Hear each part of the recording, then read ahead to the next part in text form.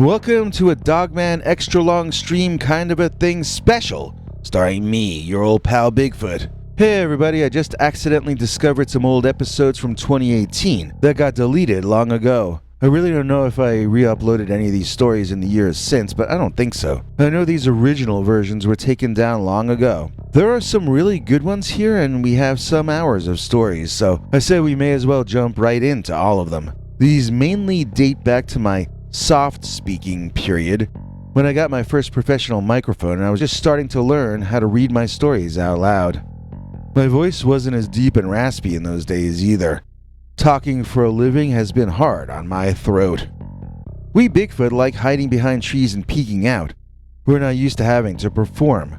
That's why I'll also be joined by others such as Madeline Starr, PQ Ribber, and Nancy Livonian. Now let's step into the Wayback Machine, Sherman, and venture back to the heady days of 2018, before gas cost $37 a gallon. Here's our episode from April 23rd, 2018. Enjoy. Dogman Mothman Battle. As told to Peter Bernard. Read by PQ Ribber.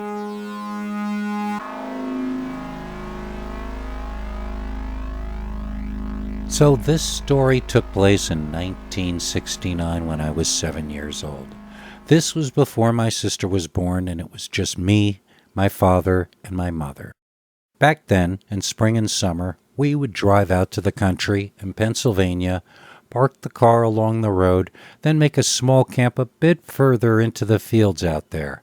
It would be a different place each time, just somewhere random where nobody seemed to be around to disturb us.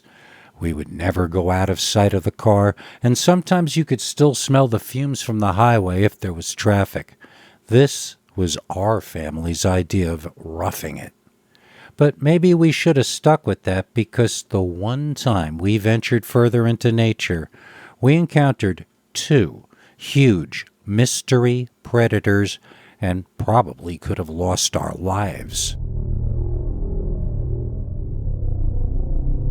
Okay, 1969 is remembered as the hippie era, tie-dyed jeans and rock music and so forth. Our family was technically more like 1962. Mom and Dad looked like they stepped out of an episode of The Twilight Zone, and I suppose so did I. We were squares. So my mom made each day like a picnic, and it was very pleasant and very Ward and June Cleaver, with me starring as the Beeve. One day, Dad, and I decided we wanted to take a walk into the forest in the late morning and get back in time for Mom's lunch. I remember the trees looked nearby, but once we started walking toward them, they sure seemed much farther away than I had thought. I think maybe if you grow up in the city, sometimes distances can seem different if you're suddenly in the country with no man-made landmarks to judge by. Or maybe that place just had something weird about it. So we walked and walked and walked for long enough that my 7-year-old mind thought it was boring and was reconsidering its original decision until...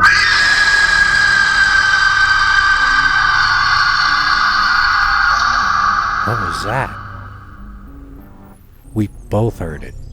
A bird sound, but unlike any I had ever heard before.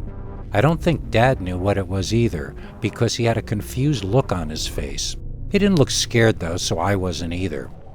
He just seemed curious. Now we resumed walking, but with the knowledge that there was mystery all around us, and that we'd better keep ourselves in a heightened state of awareness. It seemed like seconds till we were walking between trees and into the forest itself. From a distance, the woods looked like one thing, but as we moved in, it never seemed like we were walking into a forest. The forest still seemed off in the distance, but we were surrounded by denser foliage the more we moved forward. Then we heard that sound again. And there was a kind of flapping sound, I guess, and we heard leaves and branches moving. For just a second or two, we saw a winged, flying humanoid fly up out of the forest into the blue sky. It silhouetted itself against a white cloud, and it looked like an angel, but not a good one. I couldn't really make out the head or face, as it was backlit, and I don't know if it had arms. I know it had legs that seemed to end in long talons or claws and wings that sort of reminded me of a glider. They did not look like bird wings, but rather a stretched fabric of skin forming sails on either side. For a second I wondered if it were a man in a strange glider or a large kite, but then you could see it spotted something on the ground and changed its direction midair to pursue the item of interest. And so did we. Without even thinking about it, we both ran in the direction the bird thing had flown to. I could already hear Dad's lecture in my head that would come later, about how we must never tell Mom about what happened today. I knew we were doing something we probably would later regard as foolish. If I knew that at age 7, didn't my father also know how stupid we were being? I don't know. So, as we get closer, we heard a sound like a roar.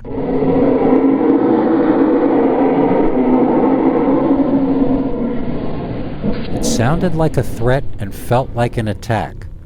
I started crying and said I wanted to go back to my mom. Dad agreed and told me to go back to her as he ran away from me, directly toward the bellowing horror in the forest.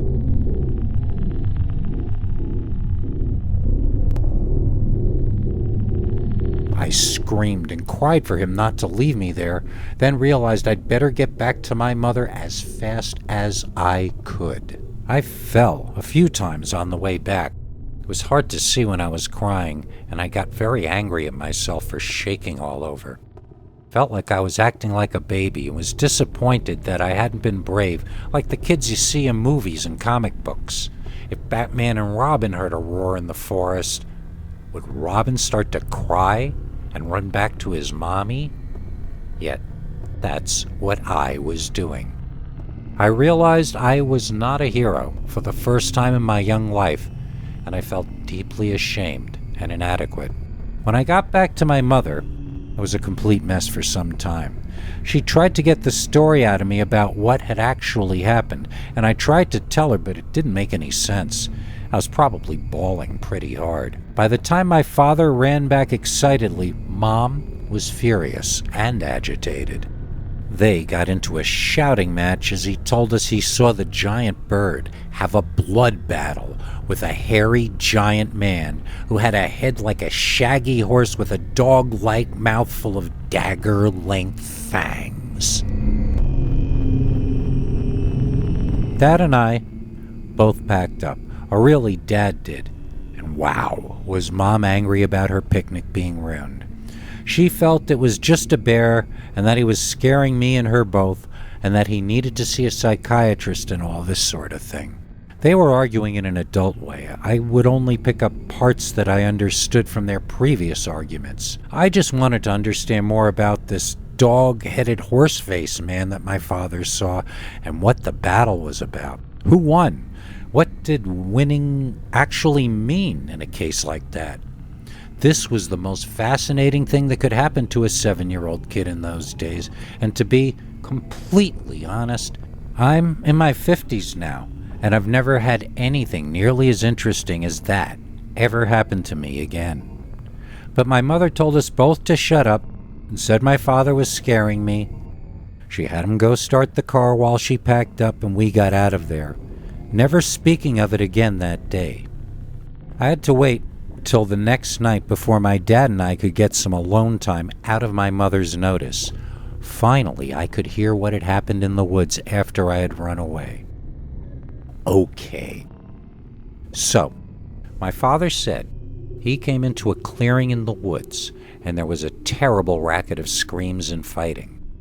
He said he saw, in the middle of this clearing, the large bird thing, now bleeding and scratched up, savagely fighting the aforementioned dog-horse man. It appeared they were battling over either prey or something they had scavenged. He really couldn't see from his angle.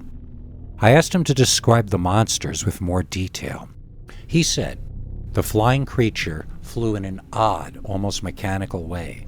It was more like he was able to float quickly in different directions. Its wings would only occasionally change positions, making a flapping sound each time. But they did not actually flap, and Dad could not tell how it stayed in the air.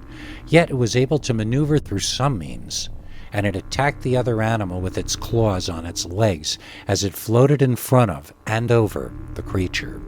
The land-based animal seemed kind of like a wolf man, but its head and neck reminded him of a horse somehow. It had the effect of a mane, like a horse on top of its head, but it was shaggier than a horse, more like a canine in that sense. It had arms and legs like a man, though from what my father was able to see from his angle, he said the creature fought using its front claws and by biting, snapping at the bird monster like a shark trying to take a bite out of you. Although both animals seemed completely unearthly and unnatural, they were injuring each other with their attacks and both bleeding and a bit hobbled from the effort. Then, my father said, as the bat-bird man tried to fly over the horse-faced dog man, the werewolf creature grabbed the other by its legs and swung it in an arc straight into a large tree. The flying creature went limp, and the dogman held it over its head like a rag doll, then screamed in triumph.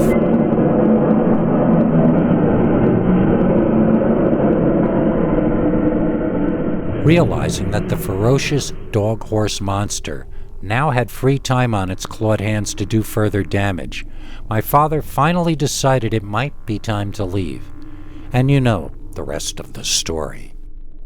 Looking back on it, I find it hard to believe that this is an actual memory from my childhood, but it definitely was.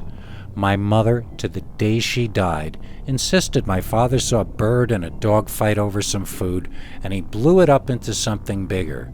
But she never denied that a strange event took place on that day, or that my father said it was a horse-headed dog that walked on its hind legs versus a giant bat man. My dad died in 1980, so even though he and I talked about it many times after the event, my memories of those conversations are themselves ancient. As for where this all took place, it had to have been in Pennsylvania, somewhere.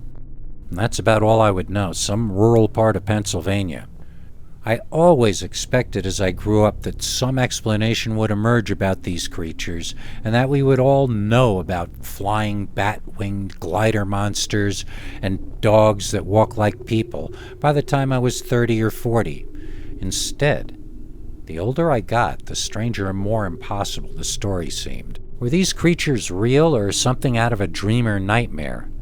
Does the forest itself dream out loud and make these things happen? How could animals like these be seen one time and never again? I've read a lot of Fortean and cryptozoological writing over the years, and there are other reports of similar things now and then, but in each case there seem to be differences that are as confusing as the similarities. There are so many different kinds of bat-winged humanoids reported that it would seem that the Earth is inhabited by 7 or 9 different species of them. That's just not possible. The same for dog-headed creatures. The Jersey Devil is supposed to have a horse head, and Pennsylvania is next to New Jersey. Yet the Jersey Devil is supposed to have wings, and it was the other creature my father saw who had wings, not the horse-headed dogman. To think these are natural creatures that normally inhabit the Earth seems utterly insane to me, even though I actually saw the flying bat humanoid, and it looked like a natural living creature to me. It seems almost like these cryptids are nature combining with imagination in some unknown way and for some unknown reason. Another idea I sometimes have is the idea that maybe these creatures come from underground somewhere, or from a parallel reality coexisting with ours. There may be an infinite number of parallel realities, thus possibly explaining the many different variations of these things. All I know is, if you venture into nature, there is no guidebook that will ever be written that will be able to warn you of all the high strangeness that you could potentially encounter.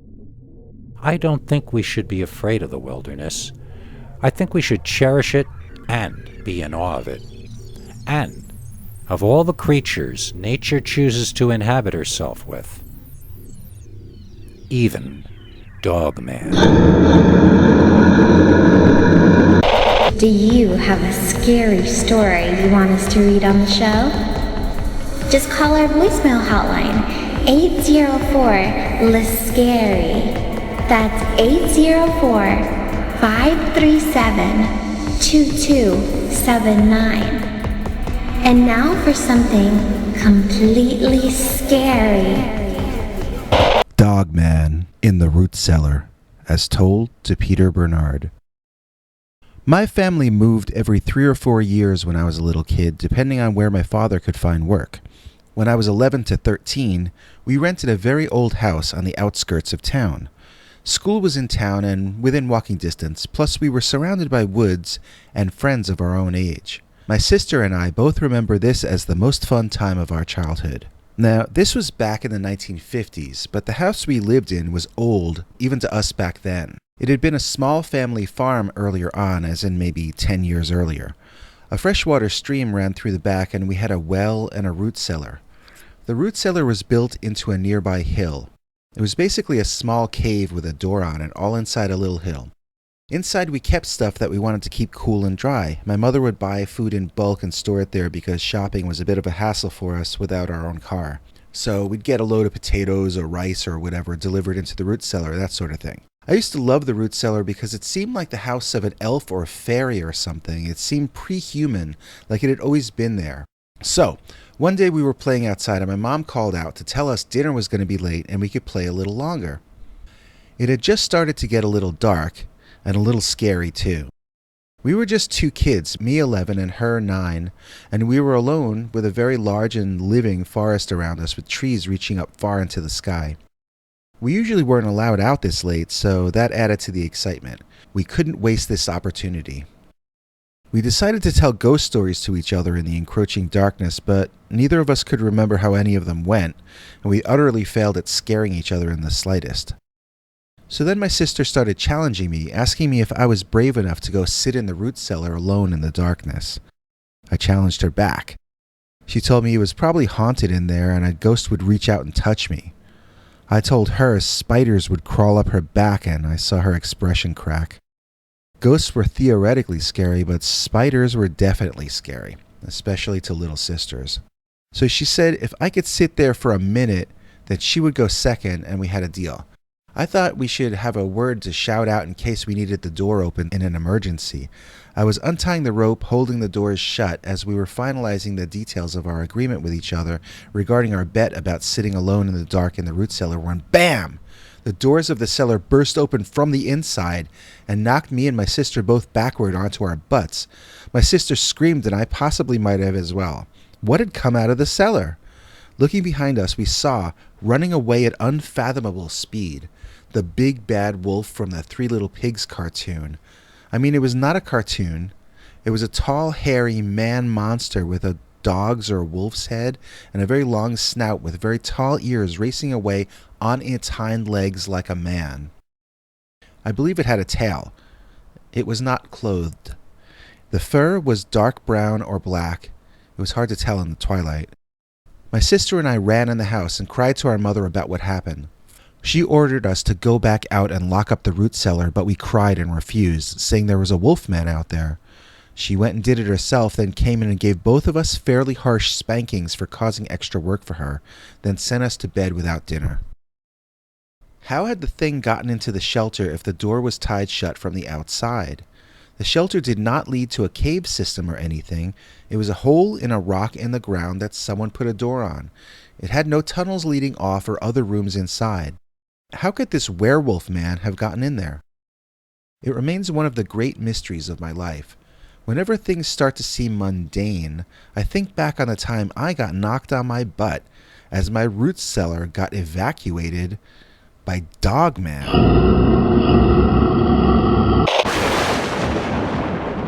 Hey everyone, it's the new Henry Lee Dogman throw pillow.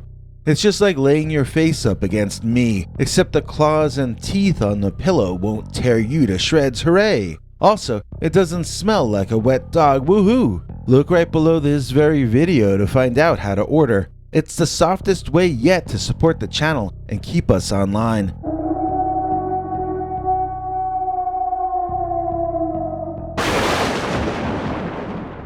You know, just this morning, July 18th, 2022, I woke up to two incredibly long and loud cracks of thunder. Both of them sounded like the end of the world. Sometimes weather can create a mood scarier than any kind of music or story. And I think that's the case with this next episode that originally aired on May 9th, 2018. Enjoy. Dogman in the Thunderstorm, as told to and read by Peter Bernard.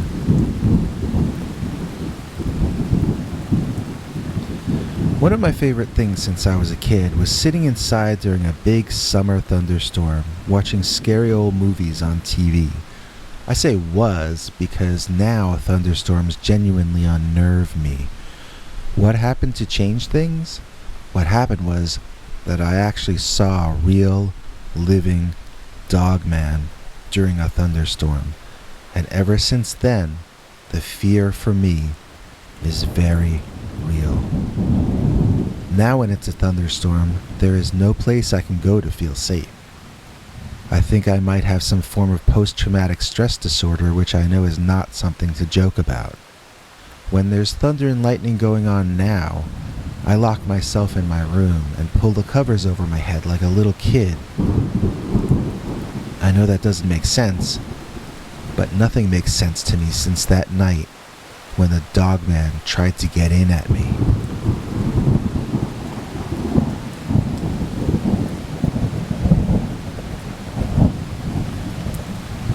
Let me start this story at the beginning. I was asked by a friend of a friend to watch this big old house that had recently been purchased by a young but rich showbiz couple who were going on a European vacation. They were in the process of renovating the place, but there were still rooms upstairs where it seemed nothing had been disturbed for generations. The new owners showed me a sliding panel leading to a secret passage to the basement they had found by accident, and speculated that there might be more secret passageways and rooms in the old place.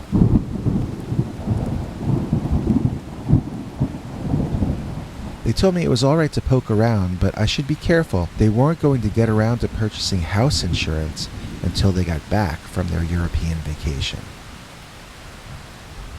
They were delaying any further renovations or reconstruction work until they got back so they could supervise.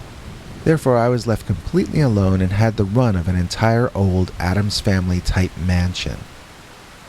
The backyard was, I'm not exaggerating, a small lake and a forest. Like imagine Central Park as your backyard. It was a wild and unkempt backyard though.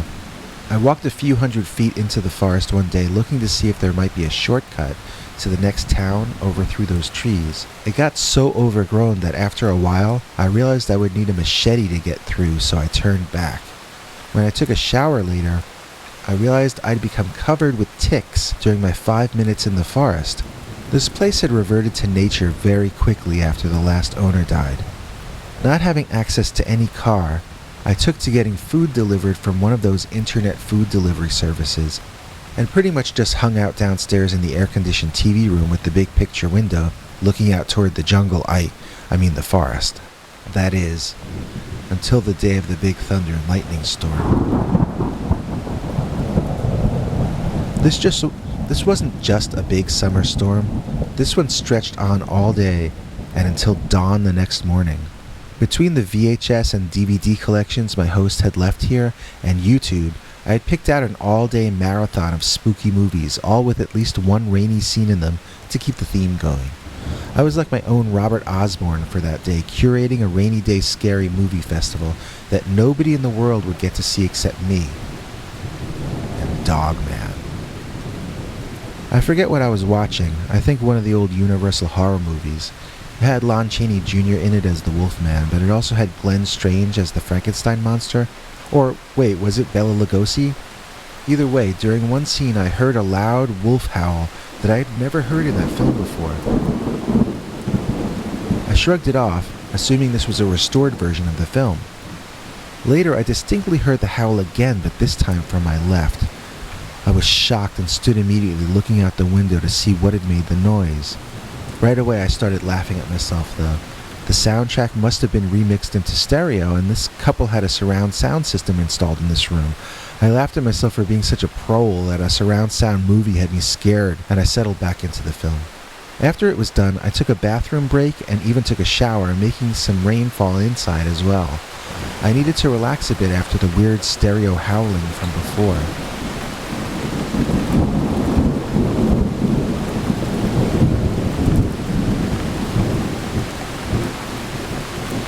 The shower made me feel human again, and I said a silent thank you, grateful that the only dangers I had to worry about were the ones manufactured by my own imagination. After shampooing, I used one of the homeowner's fancy, expensive-looking hair conditioners.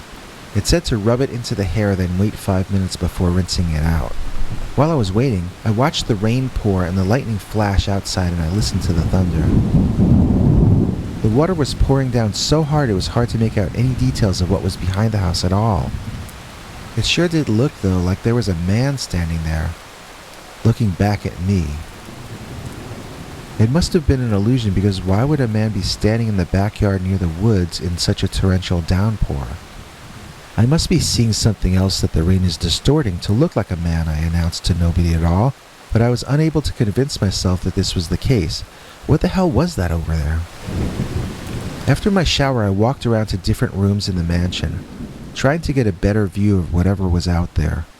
Finally, I found myself on the ground floor looking through the picture window with the homeowner's binoculars pressed to my eyeballs, and still only able to make out a silhouette. I was about to shrug my shoulders and give up, deciding to wait until the rain was over to go look tomorrow, when suddenly, the dark figure moved.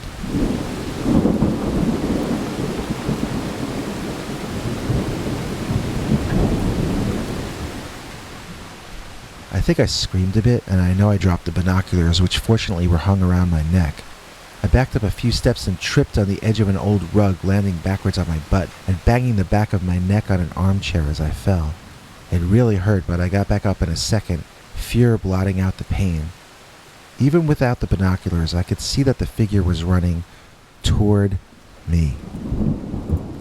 The picture window in front of me started about 1.5 feet off the ground and went up to only a few inches from the ceiling. It must have been 10 feet wide or wider. Unless that was bulletproof glass, whoever was running toward the glass would probably be able to run right through it if he was crazy enough. I wanted to go upstairs, and at the same time I wanted badly to see who that was. I wanted to know why they were standing out in the rain. Were they crazy? Were they going to hurt me? I had my answer soon enough, but it was not any of the possibilities I had been considering.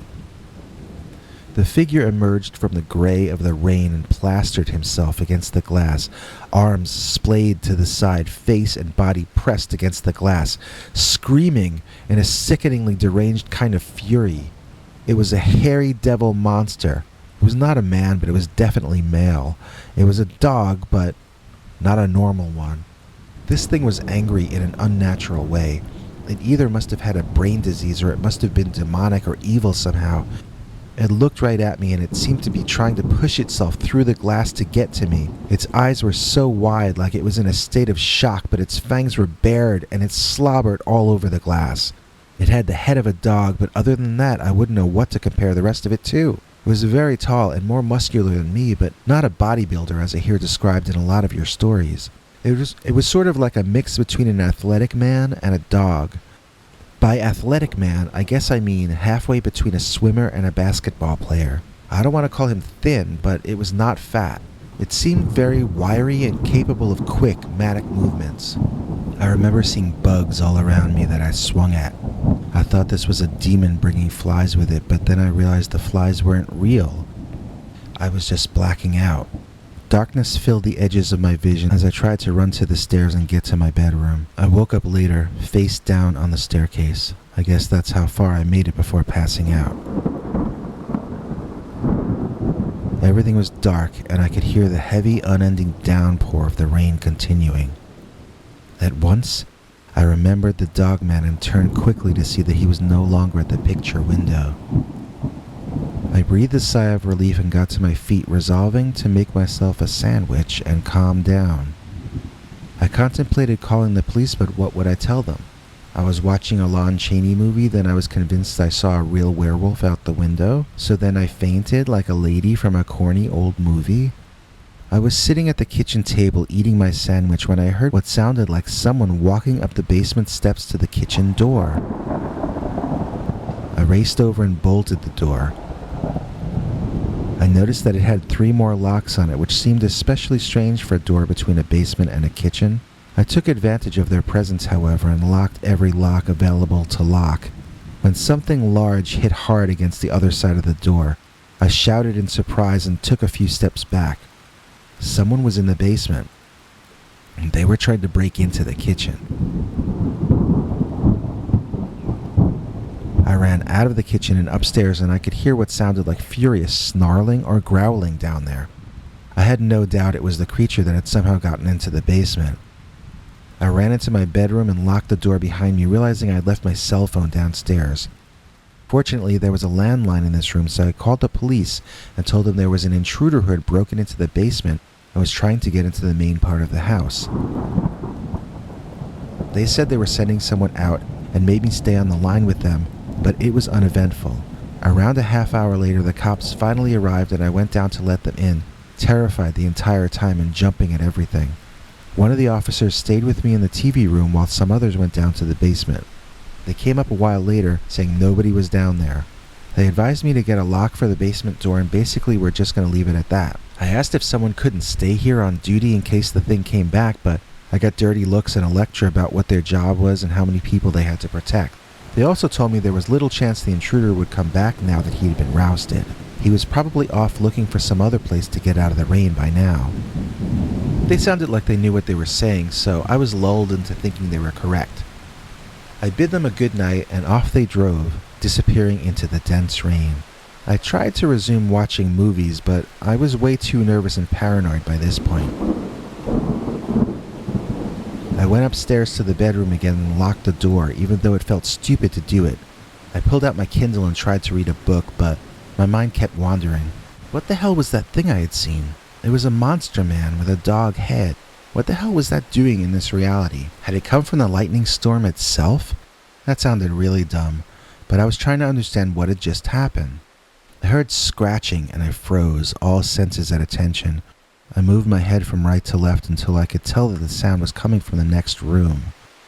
Maybe it was mice. I put on my shoes so the mouse couldn't bite my feet if I accidentally stepped on it. I unlocked the door and I tiptoed quietly to the next room, trying not to let the mouse know I was coming. I opened the door, peeped inside, and nothing. As in, there was nothing in this room at all, not even old stuff being stored there. My guess was that this room was scheduled to be renovated next once they got back, so they cleared everything out and cleaned it up in preparation. Then I heard the scratching again.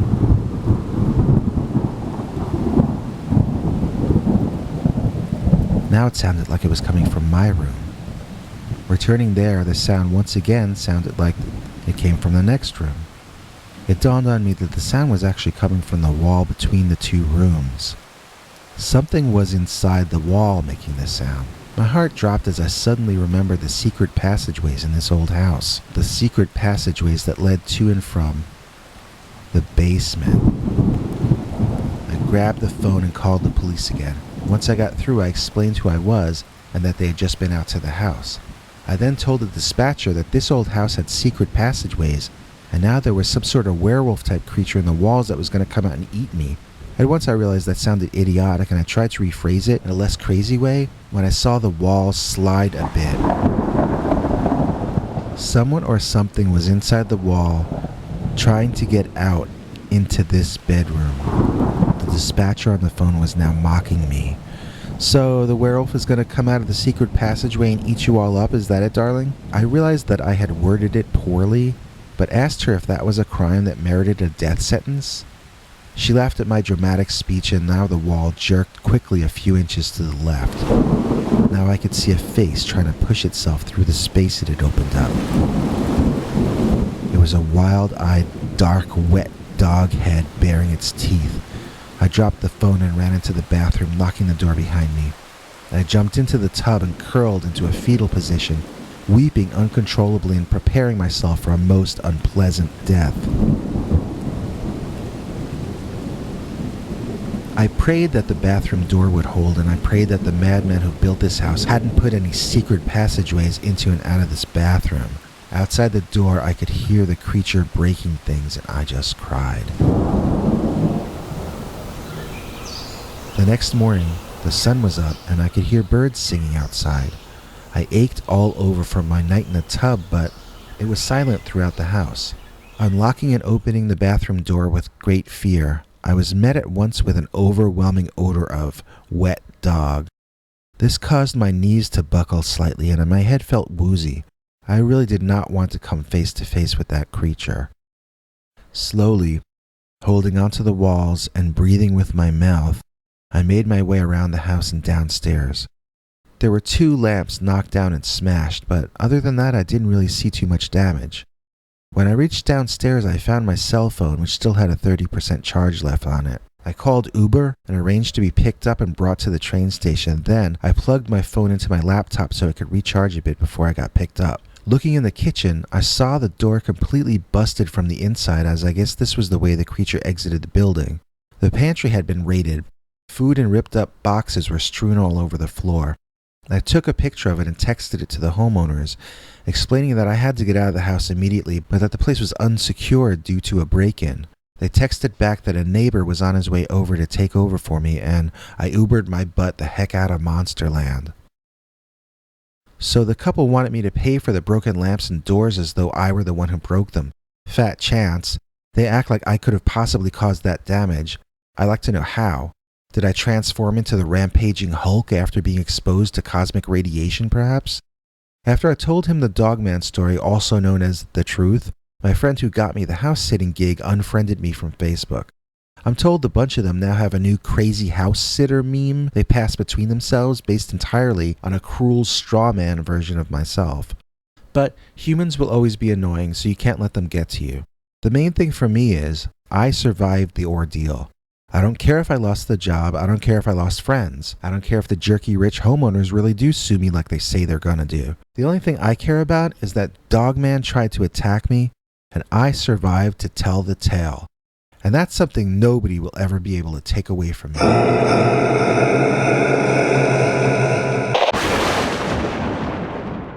Now let's jump a week or so ahead in time from that last one, and we find it still raining on scary stories. Don't put your umbrellas away yet, because we've got Dogman and the Overcast day coming up right now. I took one step away from there.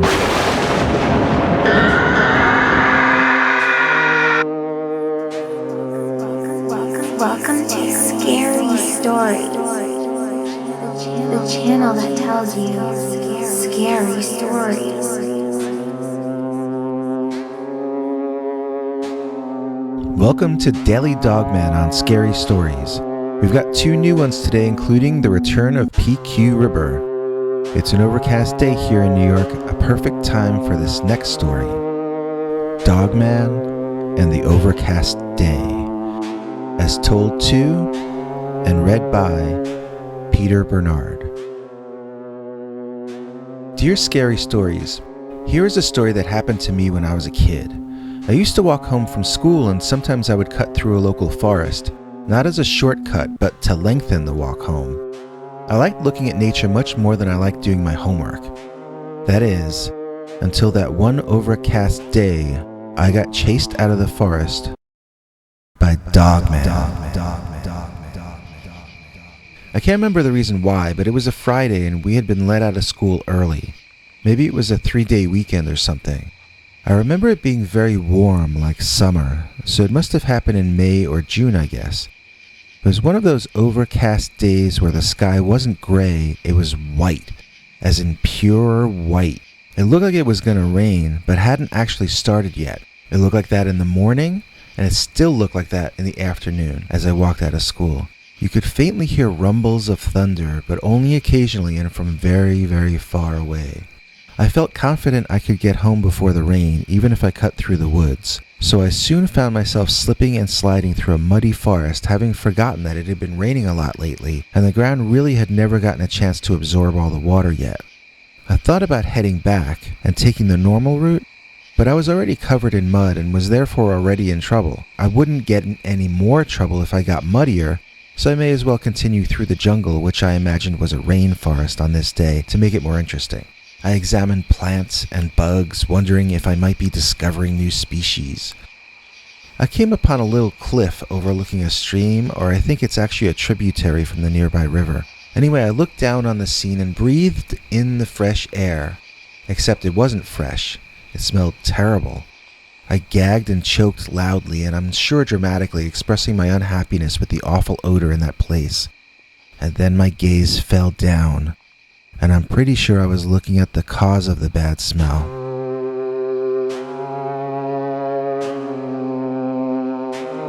It was a giant, hairy dog, which I guess had been drinking from the stream, judging by its bodily position. However, after my loud display, the immense dog was now looking directly at me. "Nice doggy," I said a bit nervously. I don't know why I said that. I guess because that's what people say in movies when they get into this situation.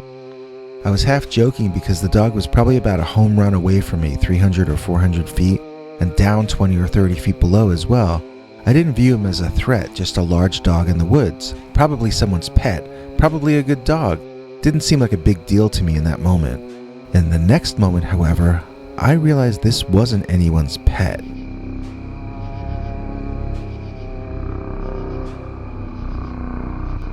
The dog stood up, and then stood up again. It ended up sickeningly tall once it got on its hind legs.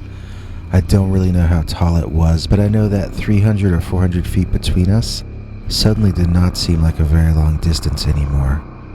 I stood up to run as the entire scene lit up with lightning. I took one step away from there and bam, we got hit with the loudest thunder I had ever heard in my life. It surprised me so much, I fell flat on my face in the mud. I realized my feet were dangling off the edge of the cliff, and I could hear the tall dog, huffing and puffing, running toward me. The idea of a crazed, giant, bipedal dog chewing my feet off absolutely tweaked my brain out, and I was running away before I even got to my feet. Sometimes panic is a good thing for you, like in this instance. Instinct took me over. I ran where the ground was dry. I slid like a Bob Fosse dancer where it was slippery.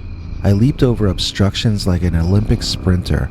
I was in the process of congratulating myself for all these cool moves when I heard the dogman behind me scream.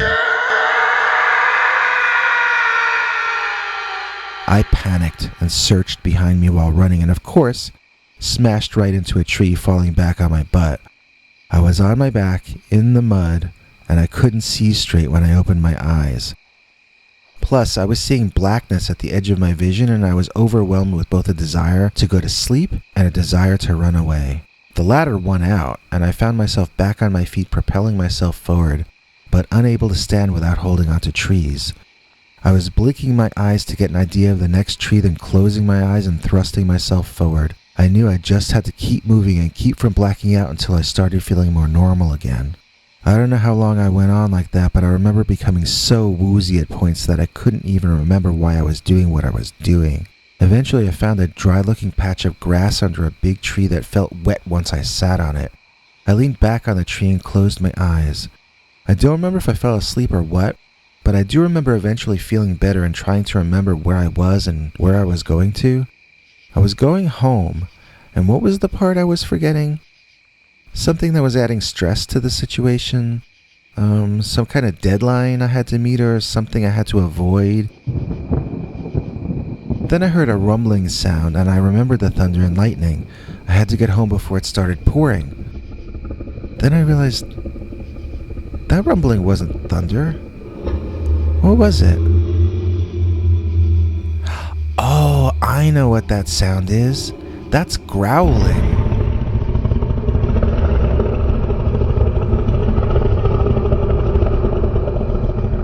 Everything came back to me at once, and I stood silently looking around. The growling was coming from the other side of that tree.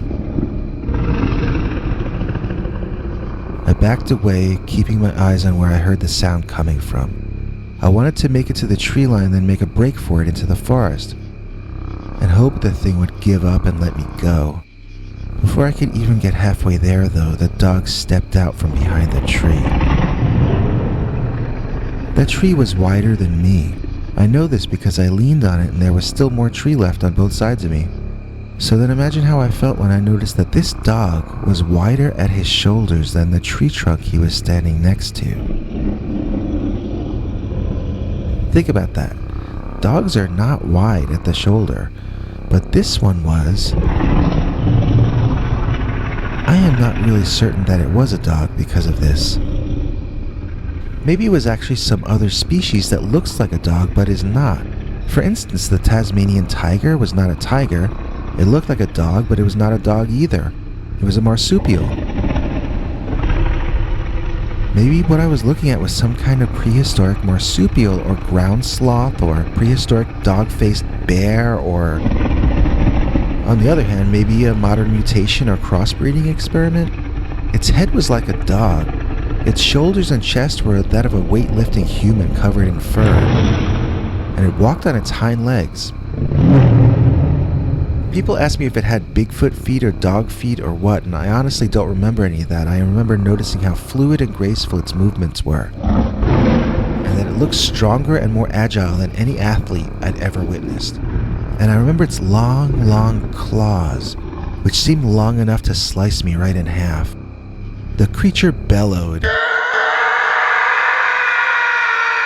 It felt like a punch to the chest.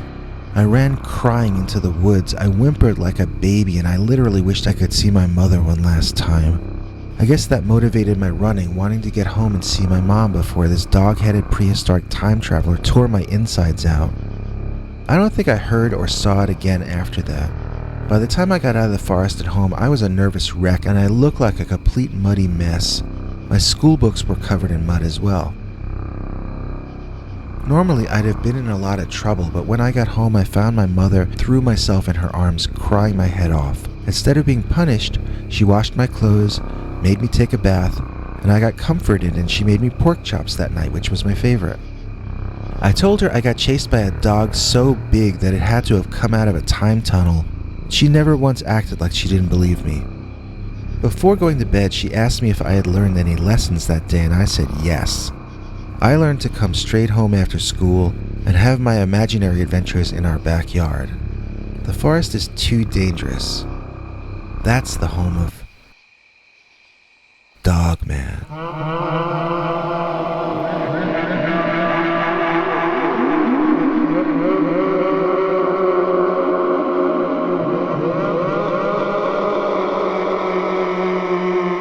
Stay tuned, we'll be right back with a new story read by P.Q. Rhubarb.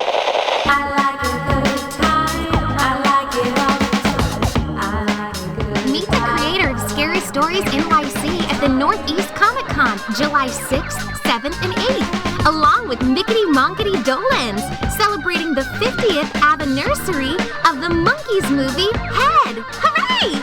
Also appearing, the real original Greg Barry Williams Brady from the Brady Six Rock Band. Hooray! It's a 3-day summer party thrown by our friend, TV's famous Gary Summers from Antiques Roadshow. Aww! Do you have a scary story you want us to read on the show? Just call our voicemail hotline, 804-LIST-SCARY. That's 804-537-2279. And now for something completely scary. Richie Rich versus Dogman, as told to Peter Bernard, read by P.Q. Rhubarb. When I was a kid, I was a rich brat who collected rare old comic books none of the other kids could afford. Then one day I got taught a lesson I'd never forget by Dogman.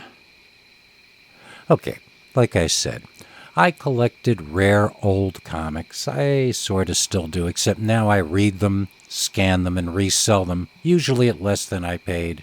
I share the scans of the old public domain comics on websites online, hoping to give back a little. I still feel guilty about how greedy I was when I was a kid. My favorite character was Talkie Tawny, the talking tiger. I had all but 2 issues of every comic he ever appeared in, so one day some of the kids at school started telling me that the comic book version of Mr. Tawny was nothing compared to the real-life version.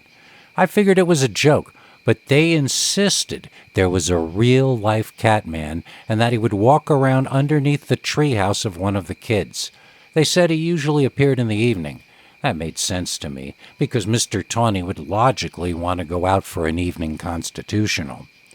I was an extremely sheltered kid and lived in a world of fantasy where superheroes signed autographs. I had a Spider-Man autograph I'd gotten at Corvette's and an autograph of Cornelius from Planet of the Apes. Not Roddy McDowell. I mean the real Cornelius in person at whatever store it was. I had both signatures framed on my wall. Could you imagine adding Talkie Tawny to that list? I asked them if I could see him too, and they brought me home with them. I remember being bored and whining. Then suddenly they both told me to shh. They had warned me earlier to be absolutely silent when Mr. Tawny came around. Suddenly, one of the boys slapped me on my arm and vigorously pointed to a spot in the brush down below. There was something moving down there. Now, I bet a lot of you are guessing that it was a furry down there wearing a cat costume or something like that. But, in fact, what I saw was the bottom half of an upright walking 2-legged hairy mammalian creature with legs bent backwards like a cat's, and I was 80 to 90% sure I saw a tail. "Mr. Tawny!" I gasped silently as I could, watching Mr. Tawny disappear into the underbrush and walk away. I'd never seen his face or any of his upper half at all, but it sure did look to me like a cat that walked on its hind legs. While on my way home, I devised a plan to get a private audience with my comic book idol. I would have to return to the treehouse alone at night and wait. And so I did. I had a cardboard box filled with nearly all my Talkie Tawny issues, as well as a few different kinds of pens. Some I wanted autographed on the cover, so I had markers for that, and others I wanted autographed on the interior, so I had a special fountain pen with a kind of ink that didn't bleed through the thin old newsprint. I huffed and puffed, and it took a long time for me to get the box as well as my corpulent little self up into the treehouse. In fact, it was such an effort that I laid down on the floor of the structure to catch my breath and then just fell asleep. I woke up to a sight of utter horror. There was someone with me in the treehouse. Someone large. They were not a kid. In fact, they were big even by adult standards. And whoever it was going crazy, tearing up my entire Talkie Tawny comic book collection. "Hey!" I shouted, trying to sound as tough as an 8 or 9-year-old can sound. That's when this guy stood up and I could see that it was not a man. I recognized those legs, those feline legs ending in sharp claws. The legs stretched up and up, covered in fur. The creature turned and looked me right in the eyes, and I could see that there was nothing feline at all about this creature. This was not a cat man. This was a dog man. My friends and I were mistaken, and boy, was I going to pay for it. I backed up and then realized there was no place to back up to. It was me and this werewolf-like monster far taller than Lon Chaney Jr., and we were both in a treehouse together. I guess this is as good a place as any to describe what I remember of the animal's appearance. I say animal, but I don't really know what it was. Maybe it was a sick man or a man in a fairly incredible costume, but at the time I was 100% certain that this was, with no doubt, a feral, carnivorous, predatory animal I was locked in with at close quarters. Nothing about it moved like a man in a costume, and it was so vigorous and alive that it certainly didn't seem to be a sick or diseased person. Its behavior certainly was manic and terrifying. It might be insane. It might have rabies. It might be deranged or starved. What did it want, and what was it going to do to me? I stared at its eyes, which is exactly what they tell you to never do with an angry dog. It had such a monkey face, I remember thinking. You know the black leather on some dogs' noses? Imagine that all over the face, with pitch black hair growing all around the pitch black face. Tall ears, taller than any dog I'd ever seen, stood at attention on top of its head, directed at me, same as the deep black eyes swimming in pools of yellow. Its eyes did not seem real and were utterly mesmerizing, even hypnotic. Now, I was a kid, and I was on the floor of the treehouse looking up, so it seemed like a giant at the time. I guess it had to be at least the size of an adult male human, but it sure seemed larger in that moment. Let's say it was 6 feet-ish. It had its 3 or 4 inch teeth bared and was whining in this nervous near growl. It seemed to be growing more agitated by the second. I noticed it twitch its front paws, and they were so large they were nearly hands. The claws that extended from them looked like they could cut diamonds. Its tail whipped back and forth on occasion in annoyance, like a cat. Looking around, I realized that the only means of escape was the ladder, which was on the other side of the snarling wolfman. What was I going to do? What am I going to do? What am I going to do? I whined as though someone would come and give me an answer. The dogman didn't like the sound of my sniveling, and he just freaking screamed his head off at me.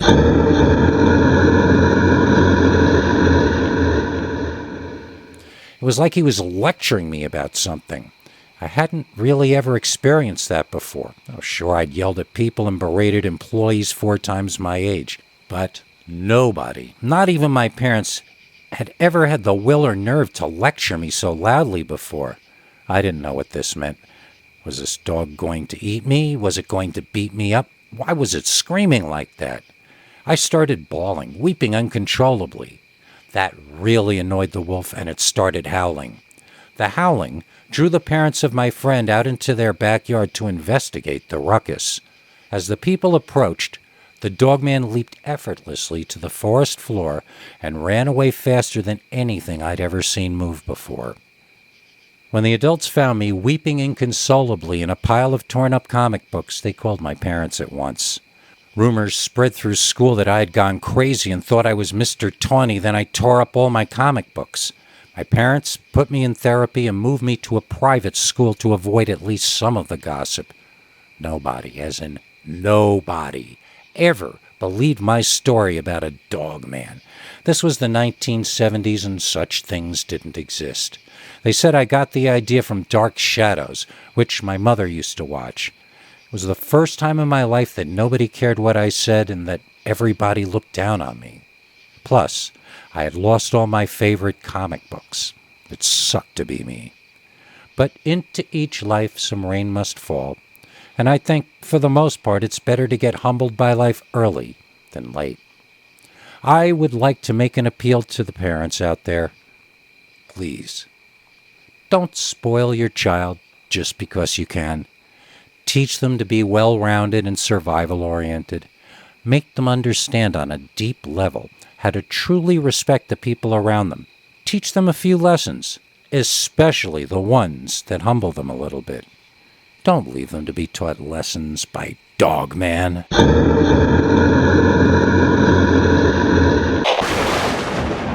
In the Midwest, they call him the Dogman, but in Louisiana, they call him the Rougarou. Journey with us back to July 19th of 2018, when we first presented our 1-hour Rougarou special. Enjoy. Welcome to Scary Stories, the channel that tells you scary stories.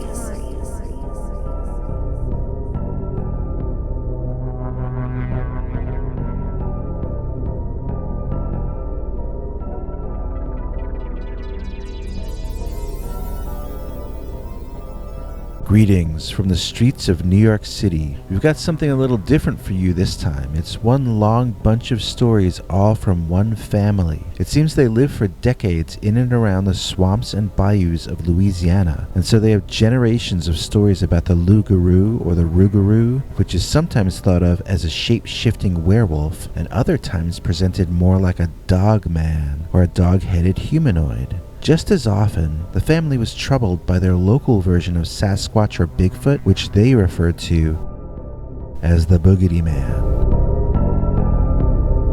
Generally, southern Sasquatch reports tend to be on the smaller side, but the Sasquatch that these people talk about, at least the full-grown ones, seem just as tall or taller than the ones people report seeing in the Pacific Northwest.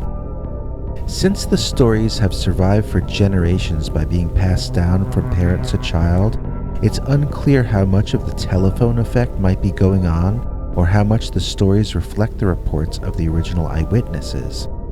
You can judge each story for yourself as you hear them. Then, after this long batch of Louisiana cryptid tales, I'm going to come back on and talk about some stuff related to the channel for the regular subscribers. Without any further ado, let's get started.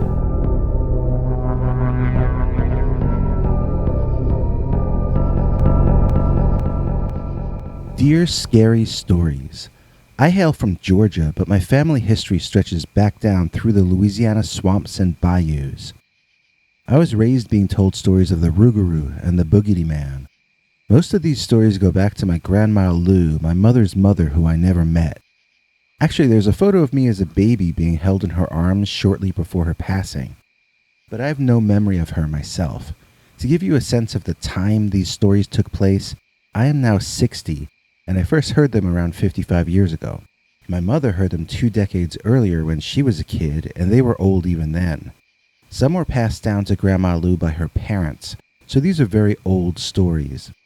The reason I'm telling you all of them, though, and the reason I'm compiling and remembering them now, is because of something that happened to me just about 6 months ago. My mother had died after a long illness. The family was exhausted both emotionally and financially, and we all gathered together to clean out her old house, the house I had grown up in, so that we could sell it and all get back on our feet. It was time to start looking toward the future again, or so I thought. One night, I was at the house later than everyone else, going through some of my old stuff in the attic. I was finding it hard to think of throwing these things out, even though I thought my mother had thrown them out years earlier. I came across some drawings I had done as a kid of monsters. Most of them were monsters I saw on the TV: Godzilla, Gamera, Gappa, lots of monsters with names that started with a G. Then I came across a green ape, and all at once, all the stories of the Boogety Man came rushing back. I also found the drawing of the Rougarou which I had done. These were stories and characters I hadn't thought about in so long.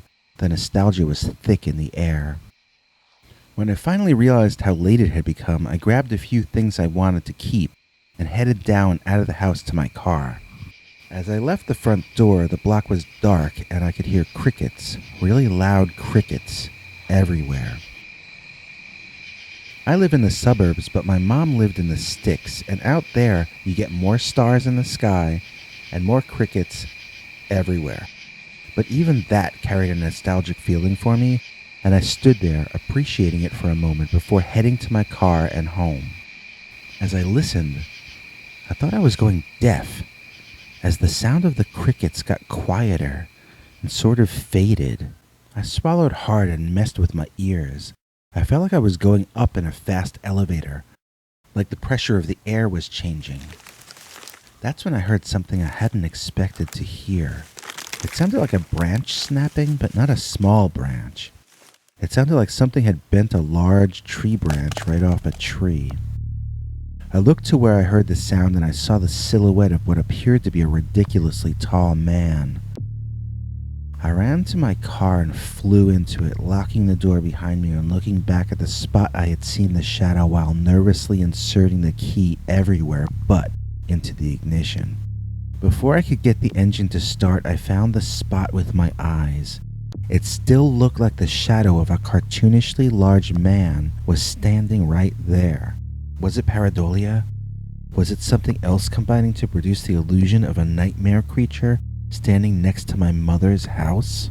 Was the intense memory of my childhood manifesting as a hallucination to my tired mind?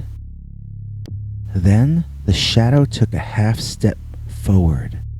Just enough of it came into the light that I could see this was a three-dimensional creature, or a three-dimensional illusion at the very least. It was not a moving shadow. It was something solid that cast a shadow. It was the Boogety Man.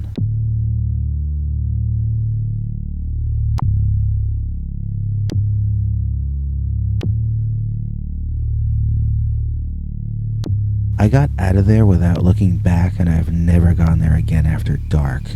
The thing about this encounter with an apparent Bigfoot-like entity was that my mother never told us that these creatures lived in Georgia when we were kids. She always told us if we were bad, she was going to take us down to Louisiana and leave us in the swamp for the Rougarou and the Boogety Man to get. She never said the Boogety Man lived in our neighborhood. Yet that was who or what I think I saw. So I hope you could understand why I feel a bit obsessed with remembering and writing down every one of the stories I heard as a child. It's possible there's some truth behind this folklore, and if not, it still deserves to be preserved just as a series of fascinating stories.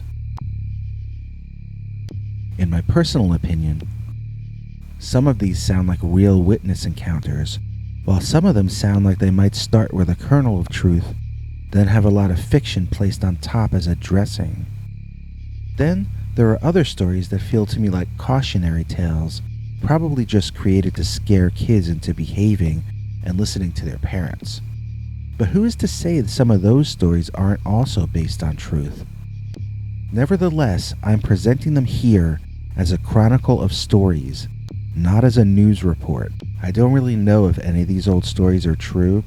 I hadn't believed in them for my entire adult life, but the huge thing I saw by my mother's house that night has moved me to a place of wonder.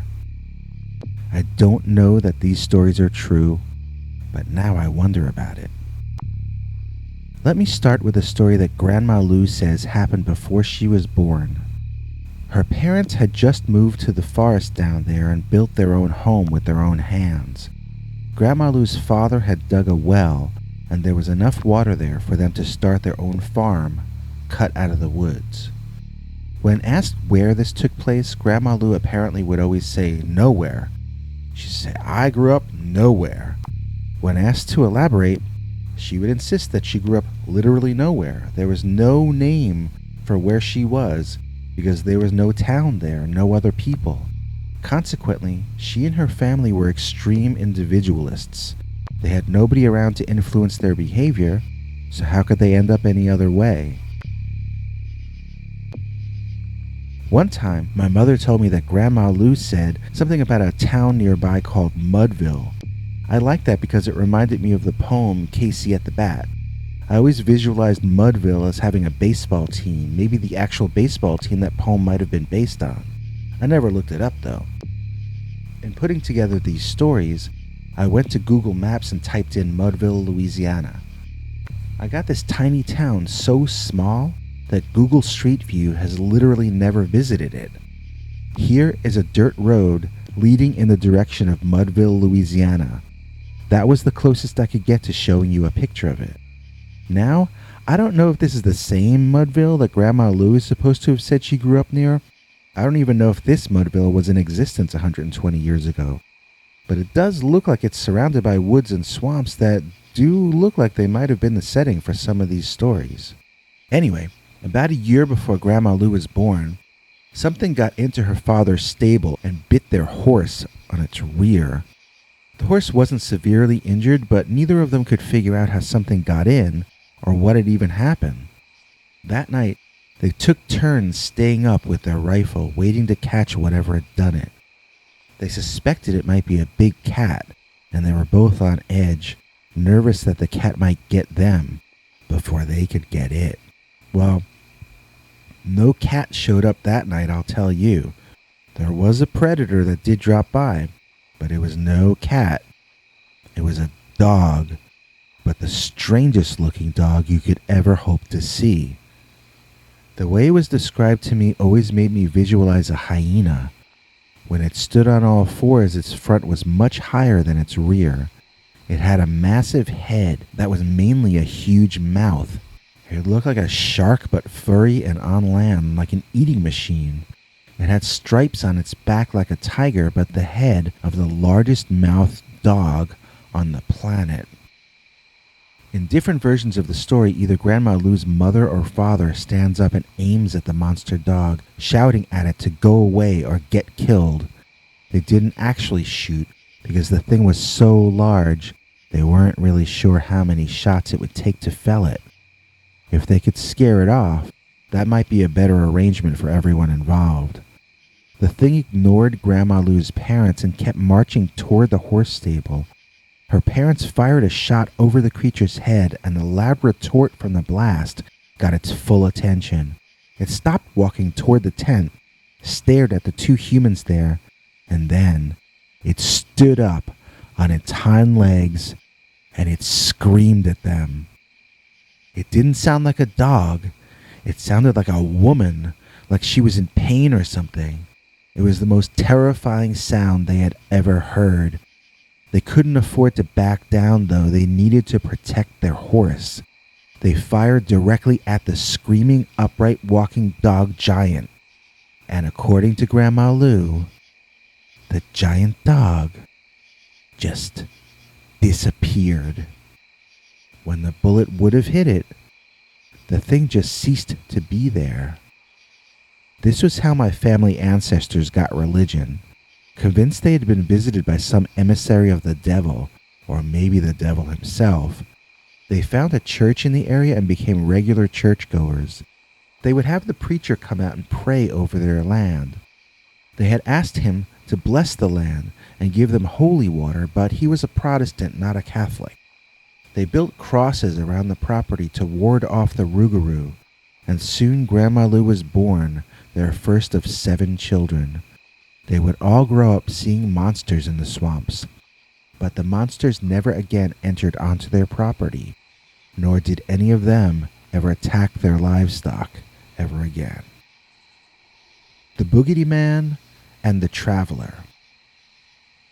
One night when she was young, a traveler knocked on Grandma Lou's family's door late one night.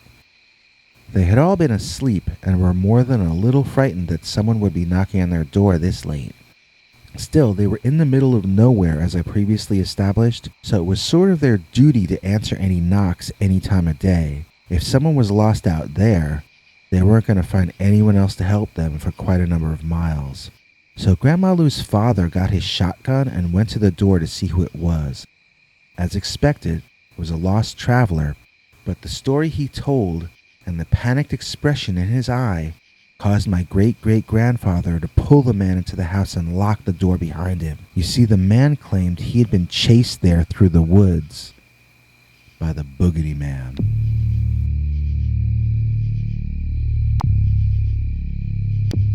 He didn't use that term, of course.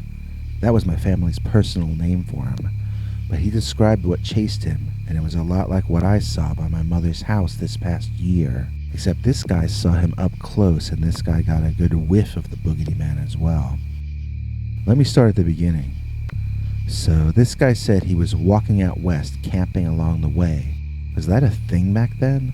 I guess before Greyhound you walked places? Anyway, this guy was just walking, and he said suddenly it started smelling really bad, like something nearby had died and was rotting. He looked up and the path in front of him was blocked by the biggest, hairiest thing he'd ever seen. He turned around to run, and as he did, he saw a second creature, just as big as the first, step out onto the road behind him. Now he had one on either side and nowhere to go, except the woods.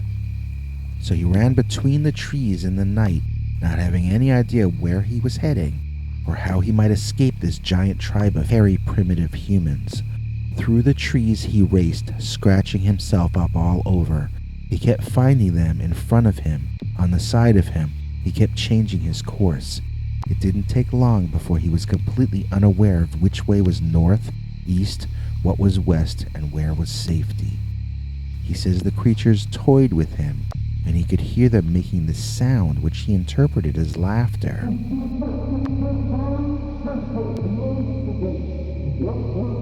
That was when he found the family house in the woods, and my kind ancestors took pity on him. As he finished his tale, the sound of something hitting the roof echoed through the house. Then it sounded like something hit one of the walls. Then the wall on the opposite side. They were surrounded, and the primitive men were throwing stones or sticks at their house. "They want me to come out," said the traveler. "If I stay in here, I'll just endanger all of you." He got up and prepared to sacrifice himself to the monsters, but Grandma Lou's parents refused to let him leave. Instead, they all got on their knees and they started praying. They prayed for guidance and they prayed for protection. They prayed for the protection of this traveler. As they prayed, the sounds of the stones hitting the house grew fewer and fewer and eventually stopped altogether. Everyone caught a few hours of sleep. Then the sun was up, and the traveler was invited to stay for breakfast before moving on. Over breakfast, he told them the story of his own encounter with the Rougarou, who he said was a shapeshifter. He even named the man he claimed turned into the Rougarou. It was a banker in a town south of there who got caught cheating in a card game by a wizard and turned into a werewolf or a Rougarou. Grandma Lou's parents told him they thought the Rougarou was a natural animal of the area, but the men insisted that this was in fact supernatural. And from then on, they always wondered if that were true. There were different stories about how a person could become a Rougarou. It was kind of like catching a disease. If there was blood or fluid contact, you might become a werewolf. That one sort of made the most sense to me personally when I was told the stories as a kid. There were other ways you could become a Rougarou that involved not following Catholic tradition. Grandma Lou's parents had become Protestant, so they didn't put much stock in those stories. They were frightened by the implication that the Rougarou could choose who to pass his curse on to, and they raised Grandma Lou to be careful who she made enemies with. Don't make an enemy of the Rougarou. If you're lucky, he'll kill you. If you're unlucky, he'll make you like he is. Grandma Lou always made friends with everybody. That was her reputation. My mother too, for the most part. I suppose I might have turned out nicer if I had started believing in these Rougarou stories sooner. The Rougarou and the Rhubarb.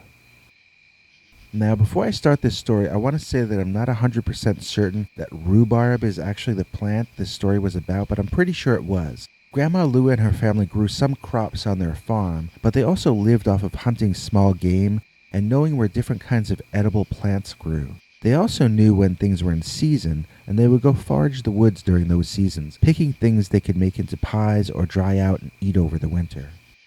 One day, Grandma Lou was sent out by herself to pick some rhubarb to make into pies. It was almost her last trip into the woods ever, because that was the day she practically came face to face with the Dogman.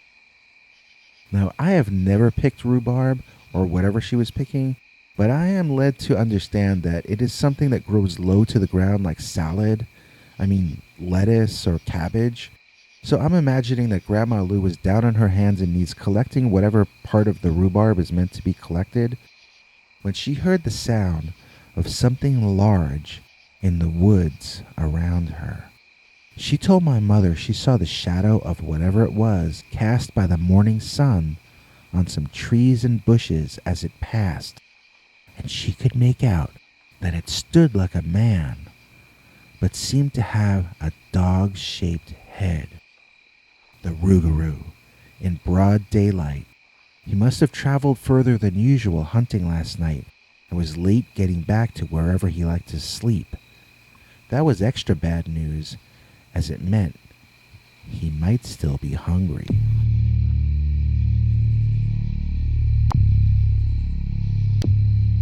At this point, when my mother told the story, she said Grandma Lou would insist that if you find yourself in the woods and realize that the Dogman or Rougarou is in the vicinity before he realizes you are there, you must remain silent. Grandma learned that lesson the hard way. When she saw the shadow of the Rougarou, she let out an all-too-audible gasp. She could see by the shadow that the creature had turned in her direction. That old Rougarou didn't take but another second or two to burst through the bushes and look her straight in the eye.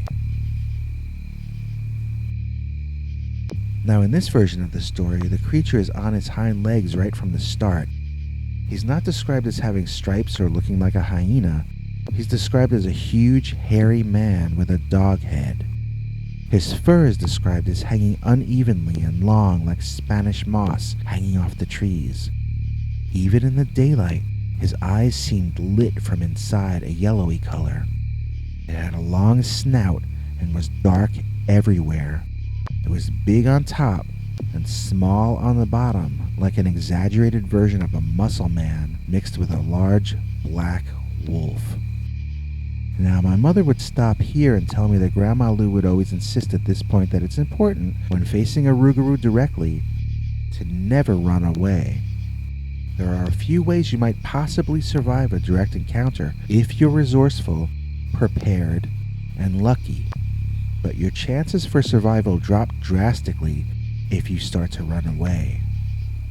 It excites the animal urges which control the monster, and from then on that creature only sees you as prey and nothing else. If you're face to face with it, you still have a chance to either intimidate it or find some other tactic to dissuade it from thinking of you as a meal. Once it's viewing you from behind running away, though, that's like an advertisement to chase you. That's like putting up a McDonald's sign on the freeway with directions on the bottom, or on your bottom. Now, of course, on that day, Grandma Lou did get up and she did run away. But according to my mother, she would always say it was just dumb luck that let her get away, and that's something you just can't count on. So, Grandma Lou said she ran away and she could hear the creature pursue her. She ran to a small cave she knew about and ran inside. She called it Echo Cave because she could throw her voice from in there and make it sound like someone was outside. She pulled some scrub brush up over the entrance to the cave. Since it was light out, she could see out of the cave, but she hoped the Dogman wouldn't be able to see in. That old Rougarou didn't take long catching up with her, and she stepped back from the entrance while he sniffed around. Then he started howling and she got terrified. Was he calling others? The sound reverberated in the cave, and soon she heard other wolves howling in the distance. Or was that the echo from the first wolf bouncing off the insides of Echo Cave? Grandma Lou's heart was beating fast, and she wasn't sure what to do when she could hear the Rougarou. He was speaking to her, or to somebody. It wasn't in English, though. It was in French. "Où es-tu?" he asked in a deep growling voice. "Où es-tu?" Grandma Lou found this upsetting on more levels than I understood as a kid. I didn't know French, first of all. It translates to the wolf asking, "Where are you?" But he's asking in the personal way, as though he were friends or family with Grandma Lou. Second of all, Grandma Lou could forgive an animal if it killed and ate her because it was just the way of nature. But if the Rougarou had the intelligence of a man, that meant he was choosing to behave in a savage manner and chase her. That was something that Grandma Lou felt only the Lord could forgive, as this was a crime against humanity itself, perpetrated by a most unnatural creature. Still terrified but now thoroughly insulted and indignant, Grandma Lou set about coming up with a plan to get out of there. If the wolf understood French, Maybe she could use that to her advantage. So Grandma Lou did her echo cave trick, throwing her voice to sound as though she were out in the swamp, beyond the cave, behind the monster. Je suis là, shouted Grandma Lou. I am here. She watched through the dry brush as the Rougarou looked exactly where she wanted him to look. Je ne te vois pas, he growled. I don't see you. Rapprochez-vous, Grandma echoed out into the swamp. You must get closer. So the Rougarou, he walked over toward the swamp, and he leaned over, but he still didn't see her. He turned around to say something, but Grandma Lou was already out of the cave with a big old rock in her hand. And before that old dogman could do anything, she had tossed it hard right at his noggin. Now, there's no rock a little girl could throw that was going to ever hurt a Rougarou. But Grandma Lou had caught that old dogman by surprise, and the rock hitting him unexpectedly, on top of everything else, was enough to send him off balance in the slippery mud, falling headlong and sideways right into a really muddy, wet pit. It was almost like what you might call quicksand, only it was mud. If it were a little less dirty, it would have been a deep pond. If it were a little drier, it might have been a sand pit. But as it was, at that particular point in history, that Rougarou fell into a very liquid mud pit.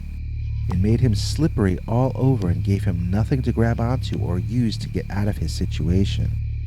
It wasn't sinking, but he wasn't getting any closer to the other side either, and the more he flailed about, the more covered in mud and enraged he became. That's when Grandma Lou bid her fond adieu to the Rougarou and raced back to her house with her prized rhubarb intact. She went home and told her family what happened, and they all had a good long laugh at the Rougarou's expense. But that was the last time anyone from the family was allowed to forage or hunt alone, and especially unarmed. They had always assumed that the Rougarou was nocturnal. As long as they respected his turf in the dark, they assumed he respected theirs during the day. Now that they knew that the forests were patrolled by savage yet intelligent, talking Rougarou, even during daylight hours, it changed their perspective toward and relationship with the forest that surrounded them. The Boogety Man by the Berry Bush. There were a number of stories about the Boogety Man getting you or kidnapping you. This one is supposed to have happened when Grandma Lou was first married herself, still living out of the family farm in the woods. They just built a bedroom onto the side of the house and moved forward. So Grandma Lou and her new husband were out picking berries, and this was the day when they learned two important things. One, you must, when picking berries, always keep your berry picking partner in your line of vision because, 2, the Boogety Man likes berries. On this day, the two newlyweds were in a good mood and behaving playfully. They chased each other around the forest, which made them hungry. When they found the berry bushes, they ate their fill instead of collecting them in the baskets they had brought.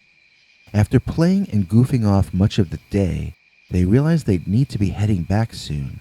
They set about doing their task, which they could have done hours earlier if they hadn't been lost in young love instead. Finding good berries was a lot harder now, as they had eaten most of the best and ripest ones earlier. They both separated and got lost in concentrating on their work. It was a while till sundown, but it was already starting to get dark under the canopy of the trees in this part of the woods. Soon, the two were so lost in getting their jobs done that they entirely lost awareness of each other. That's the time when the Boogety Man is going to come get you. The second you get lost in your own little world, he's willing to sit or stand around for hours just watching you, studying you, listening to what you're thinking, and waiting until he can see with his eyes and hear with his mind that you aren't paying attention anymore. And that's when he comes and he takes you. Where he takes you, nobody knows, because nobody has ever come back to tell. They say Albert Ostman lived to tell the tale, but Grandma Lou had never heard about Albert Ostman.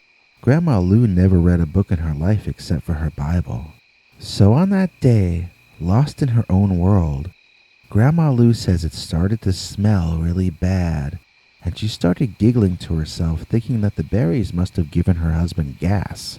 And the next instant, she heard her family's shotgun go off, and she knew instantly that her husband was in a lot more trouble than she thought.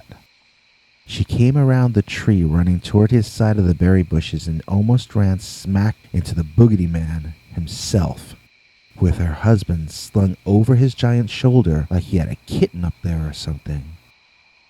Grandma Lou said she never saw anything so big as this Boogety Man.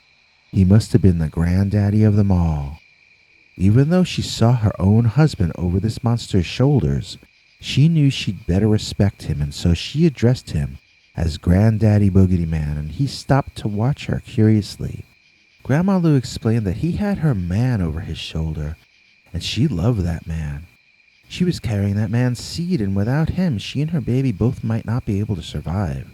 She begged that giant that if he needed food, she could trade him food for her husband's life. If he needed something else, she would get it for him, no matter what it took. That was how much she loved her husband. Grandma Lou says the Boogety Man stood there, staring into her eyes for the longest time. He was covered in green moss and smelled like death. She couldn't read its expression, as all she could see was the glow of its eyes. The rest of its face was hidden in an unnatural darkness and shadow. It felt like the moment would never end. But she had said her piece and needed to wait and find out what the giant Sasquatch-like alpha male would do.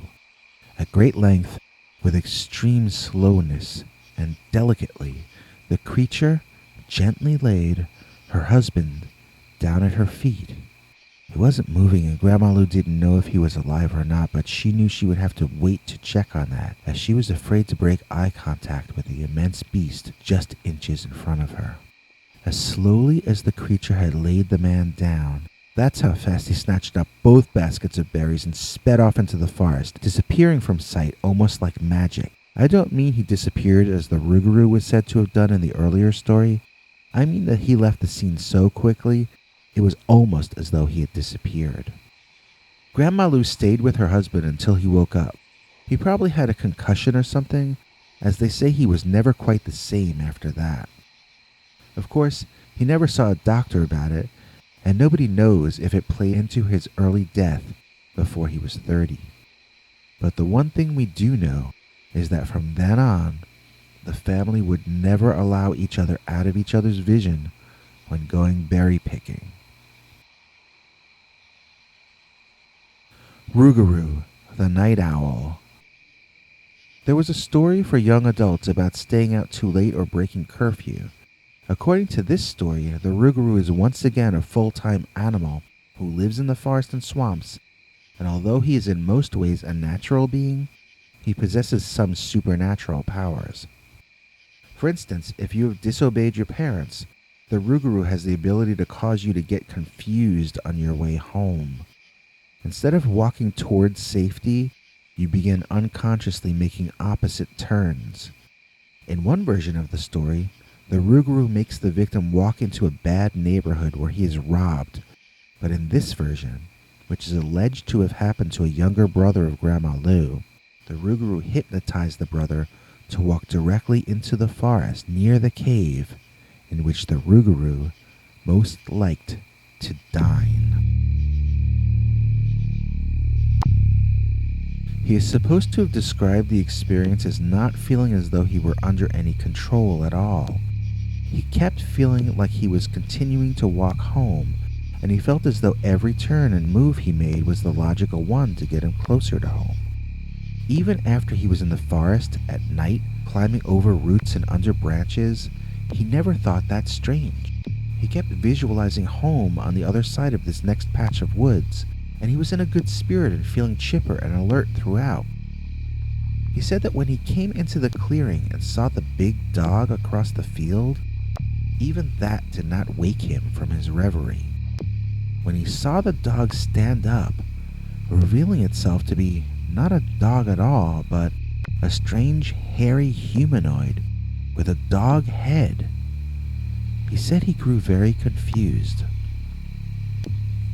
A voice in his head told him, "This is normal. This happens to you every day. He wondered, does this happen to me every day? And he heard that voice say yes, but he felt his inner self say no. Then suddenly, it was like he was back in control, and he was looking at this giant man dog that was walking swiftly toward him. He began shouting the Lord's Prayer and running away in the direction of home. He had not been particularly religious prior to that, so the Lord's Prayer was the only one he could remember. After that, he memorized a prayer a day just in case he once again ran into the Rougarou. One of Grandma Lou's younger sisters was a sleepwalker, and she wandered out of the house one night and straight into the forest.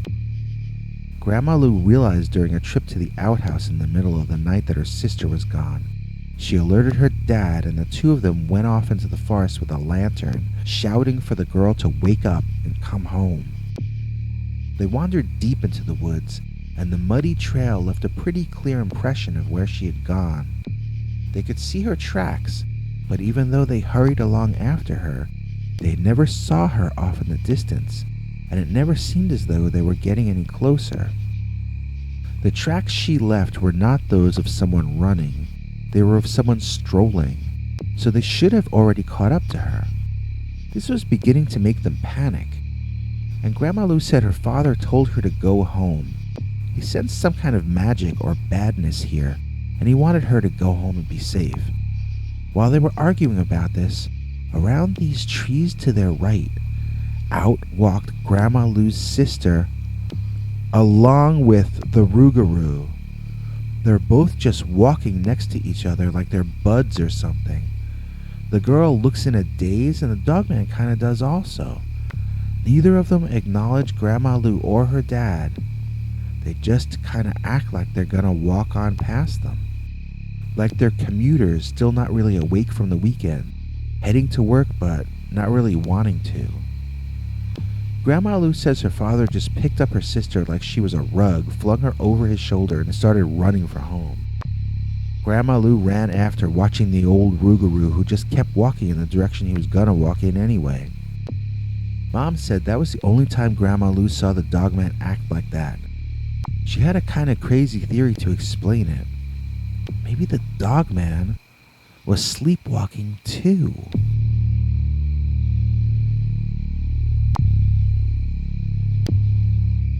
That sister kept sleepwalking for the rest of her life. First, the family put a latch on the door up high to keep her from sleepwalking outside, but eventually she grew tall enough she learned how to unlatch it.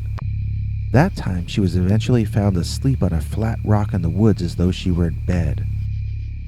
Grandma Lou's father figured out a way to add a key lock on the inside of the house's two doors, then keep the key away from the sister.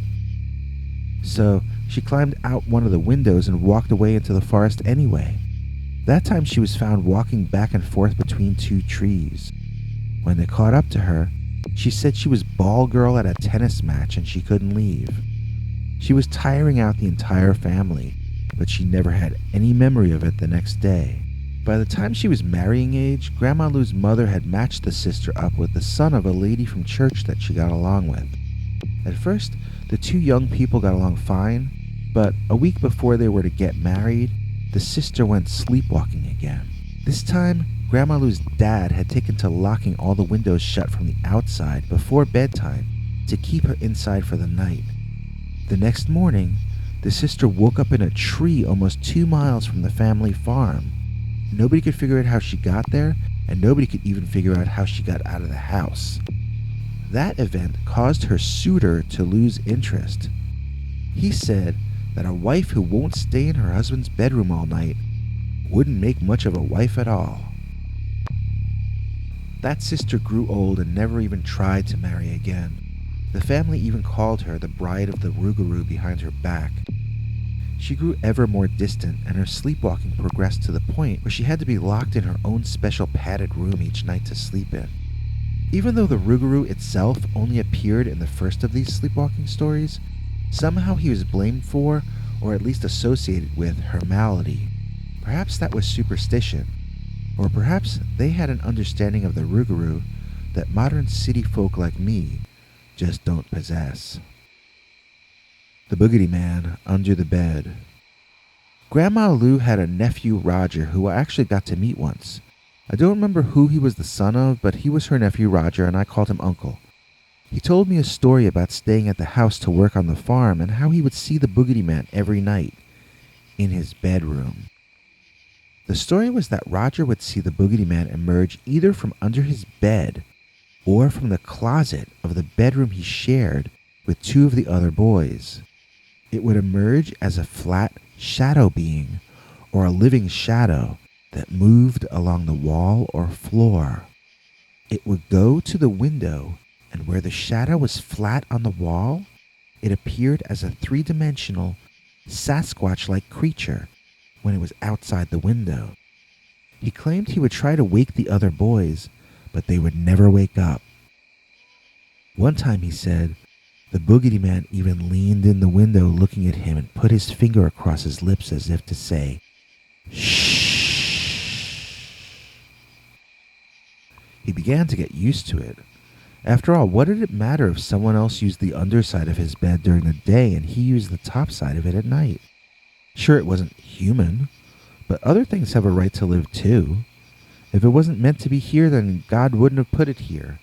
He came up with all sorts of arguments to convince himself that it wasn't really a problem having a shadow being in his room that would manifest as a Sasquatch-like creature and roam outside all night. One morning, he woke up and found chicken feathers all over the floor of his room. There were members of the family screaming outside. He ran out there and learned that the chicken coop had been raided and all the birds were either dead or missing. He remembered the feathers in his room. The Boogety Man had to be the thing under his bed. He told the family loudly that he had something important to show all of them. He led them up to the bedroom and showed them the chicken feathers all over the floor. He explained that the Boogety Man was living under his bed and it came out at night and became a three-dimensional monster that ate chickens. He got the worst spanking of his life for killing and hiding the chickens, then lying about it. He got sent home to his parents and wasn't allowed to work on the farm any longer. He wasn't believed when he said he didn't know where the chickens went to, but I think we can all be pretty certain he had no idea at all. There was another story of the Boogety Man getting a kid into trouble. My mother used to call that story the Boogety Baby Water Well. One day, my Grandma Lou's youngest brother Caleb was sent out to fetch water from the well. As he approached the well, though, he could smell something really awful. He looked down in the well and there was a strange, dark animal at the bottom floating in the water. At first he thought it was dead, and so hence the smell, but he saw it move and called down to it. The animal looked up immediately and he could see it was a kind of caveman child, or a humanoid covered in thick dark fur from head to toe. He had never seen an ape or monkey, so he had nothing to compare it to. Thinking it might be a human, he tried talking to it. The creature seemed to respond in the positive, being interested in what he was saying, but it never attempted to respond, and he couldn't be sure if it was actually understanding a single word he was saying. He thought about climbing down there, but if the boy turned out to be savage, he might get hurt or killed. Finally, he resolved to untie his rope from his bucket, tie it to a sturdy tree, then drop it down the hole and let the creature climb out on its own. If it were injured, he would find out this way and come up with another plan. But if it could climb out on its own, then he could watch the whole thing from a safe distance, make certain not to get hurt, and then he could get the water he was sent to fetch in the first place. So he followed through with his plan and dropped the rope into the hole. The creature looked at the twine curiously, not sure what to do with it. Caleb made a hand-over-hand motion, trying to signal to the hairy young man that he could climb out of the hole, get out of the water, and get free. When he saw the hairy boy's eyes light up and watched him begin to ascend, he could see that he was uninjured from his fall and would soon be out of his predicament. Caleb took cover behind a boulder some distance from the well, but he could monitor the situation from where he was. The creature came out of the hole and began jumping up and down, making a terrible racket. At that moment, something happened that Caleb hadn't even considered before. The mother of the creature crashed out of the swamp and began screaming at what was obviously her offspring. It sounded almost as though she were speaking a language and bawling him out for getting lost and making her frightened that she had lost him. Enraged, she grabbed Caleb's water rope and tugged on it, tearing the tree he had tied it to straight up out of the ground. The mother then screamed. The younger one jumped on the larger one's back, and in a second both were gone from the woods. It took some lifting to get the tree off the well, but eventually Caleb succeeded in doing this. He reattached the rope to the bucket, then lowered it into the water to finally do the chore he had originally been assigned to do. But when Caleb pulled up the water, he found it smelled just like that baby Boogety man had. It wasn't sweet to the taste anymore either. He brought it back to the house, but then he proceeded to get the spanking of his life for fouling up their drinking water. They made him march a quarter mile to the nearest stream to get water for the next 2 months until that water cleared up again. I never understood why poor Caleb got punished if everyone in the family believed in the Boogety man. I mean, how else could the water have gotten that fouled up, and how could one little boy have done that on his own? Maybe there's some part of that story which has been lost to history. You know, the sort of destroy all monsters story that my mother used to tell me when I was a kid was called either Missy and the Monster Battle or Rougarou versus the Boogety Man. This was my favorite one when I was a kid, so I probably heard it the most often out of all of them. Each time it was told to me, it was slightly different, but I'll try to do a representative version here. Only one of Grandma Lou's 3 sisters ever married and had children. Her name was Missy, or that was her nickname in the family.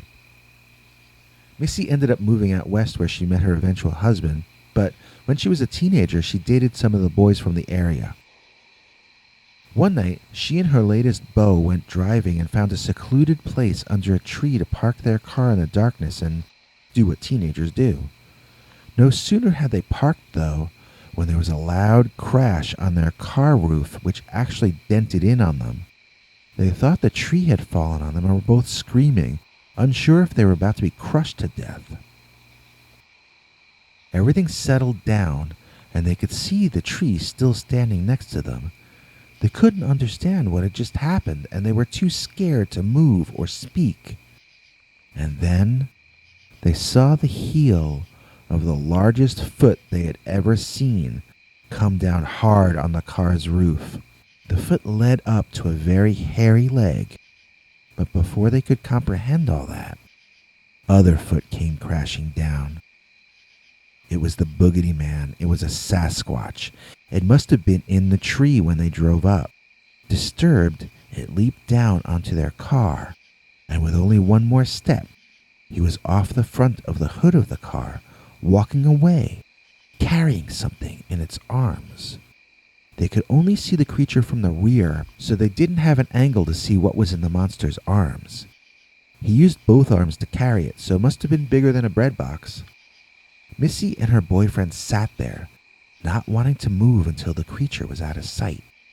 They felt they had offended it, and quite frankly, they were terrified at that moment. But before that Boogety Man could walk away from them, the most incredible thing in all of Grandma Lou's stories happened. The Rougarou flew out of the underbrush and tackled the Boogety Man. Finally, the 2 main archetypal monsters from my childhood would meet. It was sort of our family's version of Hulk versus Thor, but we were taught this was all very, very real. I'm not saying we all necessarily believed it was real, but Grandma Lou certainly repeated often enough that she felt it was. So here we are, the Dogman Rougarou versus the Boogety Bigfoot. Both of them tumbled on the ground, viciously attacking each other. Whatever the Sasquatch was carrying went flying out of view to their left. Missy suggested strongly to her beau that they get the Model A out of there. Now, starting a Model A Ford isn't as easy as starting a modern car. First, you have to push one lever all the way up. Then you push another lever half the way down. After that, turn the gas valve on. Then turn the choke valve 3/4 clockwise. Unless it's cold, then it's 1 full turn clockwise. Got that? Okay, we're just getting started. At any rate, eventually the engine turned over, and then the couple discovered that when the huge ape man had leaped down on them, he had sunk their tires deep in the mud. They were stuck, and they had little choice but to sit there watching the huge dog-headed man battle the terrifying man-beast who had just walked all over them in a quite literal sense. It must have been a very helpless feeling to be stuck there like that. In this story, the Rougarou or Dogman is not in any way intelligent. He behaves just as a savage jungle beast would. The Boogety Man or Sasquatch, however, was referred to as forest royalty and the spirit of the woods when my mother used to tell the story to me when I was young. Both of them seem equally horrifying to me. Either of them can take you out anytime they want. They go around in the dark. They just show up without announcing themselves. Even though they're nocturnal, they might jump you during the day. They like to mess with people for no good reason. I still feel a bit of PTSD just from the one time I saw one of them that I told you about. I can't imagine the bravery of Grandma Lou and her family if even half or a third of these stories are true. It sounds like she grew up seeing her own species, the human species, as number 3 on the food chain. And so, her sister Missy, stuck in the Model A Ford, began to wonder what would happen when the fight they were witnessing was over. Would it be better for them if one of the creatures won or the other? Even if the monsters both left them alone, how would they get out of this place that was too muddy to drive or probably to walk in? I would imagine her mind was racing, and she was known as a very resourceful person. According to the story, the enraged Sasquatch tore an entire tree up out of the ground and swung it around, slamming the Rougarou into another tree and causing it to emit the most awful howling and yapping. That quickly turned to growling, and the Dogman simply ran down the tree that the Boogety Man was holding into the face of the Sasquatch, and once again, the two massive beasts rolled around through the weeds, snapping at each other's throats. It would seem like the Rougarou had the advantage, then the Boogety Man would pull a surprise maneuver and regain the momentum. Whatever they were fighting over, I hope it was worth it. Missy's beau began to panic and said they should run for it. Missy pointed out that they'd probably get stuck in the mud same as the car had. The young man was foolish, however, so in his panic, he jumped out of the car and... well, that's about it. He jumped out, got stuck, and would only have been able to move if he took his feet out of his boots, which he did by accident, at least the right one. So, now Missy was stuck in the car, her boyfriend was stuck about a foot away from the car, and the two giant forest monsters were rolling directly toward them. Missy yelled for her young man to get in the car. He said he couldn't, he'd have to jump out of his expensive boots. She told him to look to his right. He did. He saw the monsters about to slam into all of them. He jumped out of his expensive boots and was back in the Model A just in time for the creatures to slam into their front fender, loosing them from the mud and sending them sliding back down the hill they had just come up. The collision also knocked the engine off in the process, though. Frantically turning this lever this way and that dial that way, the young man furiously attempted to restart the vehicle before they slid backward into something. He must have turned something 3/5 instead of 3/4 or whatever, because the magic formula did not work and they continued to slide backward. Missy screamed for him to steer them away from the tree they were heading toward, and soon he entirely gave up trying to start the engine in favor of trying to keep them from slamming into something that would be just as deadly as the monsters they had just escaped. He worked on applying the emergency brake, and then, ahead, they saw that they actually had not escaped the monsters at all, or at least not one of them. Maybe the Rougarou beat the Boogety Man, or maybe the Boogety Man grabbed his prize and escaped, but in either case, the Rougarou was done with him. Now, Missy and her man could see that the Rougarou was chasing them down the hill. Now the young man ceased trying to operate any brake at all, as he hoped to somehow elude the monster that was getting closer with each step. I am not clear if the Rougarou was pursuing them on all fours as a dog, or on his hind legs like a werewolf or a man. I just know that he followed them down this muddy, steep embankment, and then he himself slipped in the mud and began sliding and tumbling toward the Model A. The dogman had completely lost control, and the boyfriend only barely had his vehicle under some degree of control.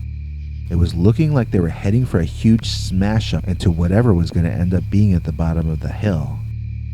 It turned out, at the bottom of the hill was a little settlement, and they smashed directly into a private home. Both of them were knocked unconscious by the crash, and they woke up parked inside this couple's living room. They didn't see the Rougarou anywhere, and nobody outside of our family believed their story. Grandma Lou's brothers had to rebuild that family's home for them, and Missy moved west to get away from people calling her a liar and to get away from the Rougarou and the Boogety Man. And that's kind of how I feel about it too. I love that area, but I'd rather stay in New Orleans or in the larger cities. I'd rather leave the swamps and the bayous to the monsters that call it their home, and probably have since before time began.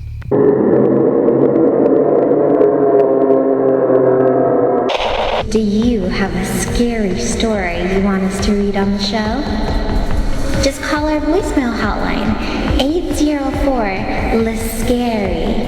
That's 804-537-2279. And now for something completely scary. Hey all, hope you enjoyed that. I thought it was an interesting collection of stories, some of which seemed to conflict with the background mythology of the other ones. If he remembers any more, I'd be interested in hearing them. The rest of this stuff is for the subscribers. If you only want to listen to scary stories, you can tune out now. Sometimes in the comments, people ask me to bring back announcers that used to be on the show, and so I'll just explain my side of it. The person in question that they're talking about is great, and I was just emailing with him today about other stuff we're interested in. He did a great job reading for us. There are two factors about me working with other readers, though. One is that I can't really afford it in our budget right now, unless the person wants to work for free. And two is that a guy recently actually volunteered to read for free, but it's just so much extra work for me to do that, I forgot to get back to him. It's nothing personal against him or anyone. It's just that, okay, first of all, to write the story for myself to read, I can leave in all the typos. I can even leave in run-on sentences and fix them on the fly. Or leave them in sometimes. I can write it out longhand in a notebook during dinner and read it afterward without even typing it in. On the other hand, to write something for someone else to read, it's got to be proofread to get typos down to a minimum, and then it's got to be read in terms of where the accents or emphasis needs to be in sentences to make sure the story makes sense to you guys when you listen to it. If the actor or reader emphasizes the wrong word, it can entirely change the meaning of each sentence, and sometimes it causes the story to become confusing or even nonsensical. Sometimes this happens anyway, no matter how much proofreading I do or no matter how talented the reader. At that point, I need to either edit it or else get him to reread that part. Neither solution ever seems to work very well, and the background room noise always mismatches as well. None of these issues exist, though, if I just read the stories myself. I really like writing for Madeline and Nancy, and I'm writing new stuff for them now, but I would rather try to handle reading the stories told from a male point of view myself. If any of you really seriously want our former reader to come back, I'm willing to put in all the extra work to satisfy you, but I don't have the budget to pay for the actor in question. So until one of you donates money specifically earmarked to pay him to read more stories, we don't really have anything more to discuss on the matter. It's out of my control, but it's entirely in your control. See you in the future. Hey, Willie here with 5 new t-shirt designs for you guys. By request, we're adding this lovely Chillin' with Dogman t-shirt in both the no text and full text versions. In addition, we've added this lovely green night vision I got herded by Dogman line of apparel.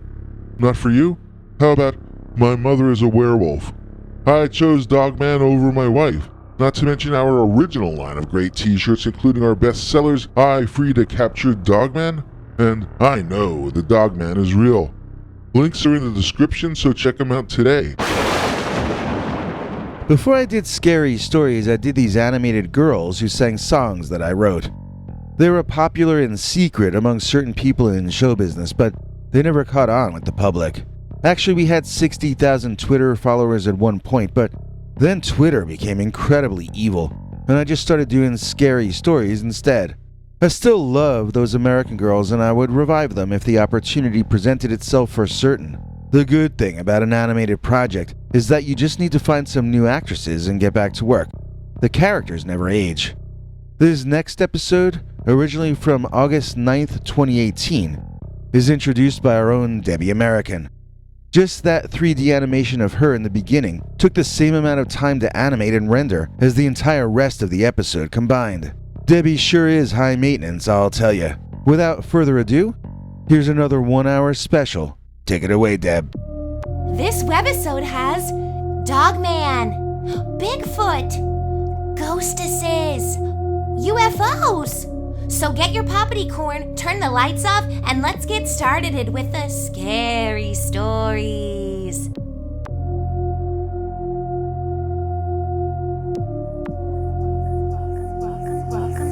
Welcome to Scary Stories, the channel that tells you scary stories.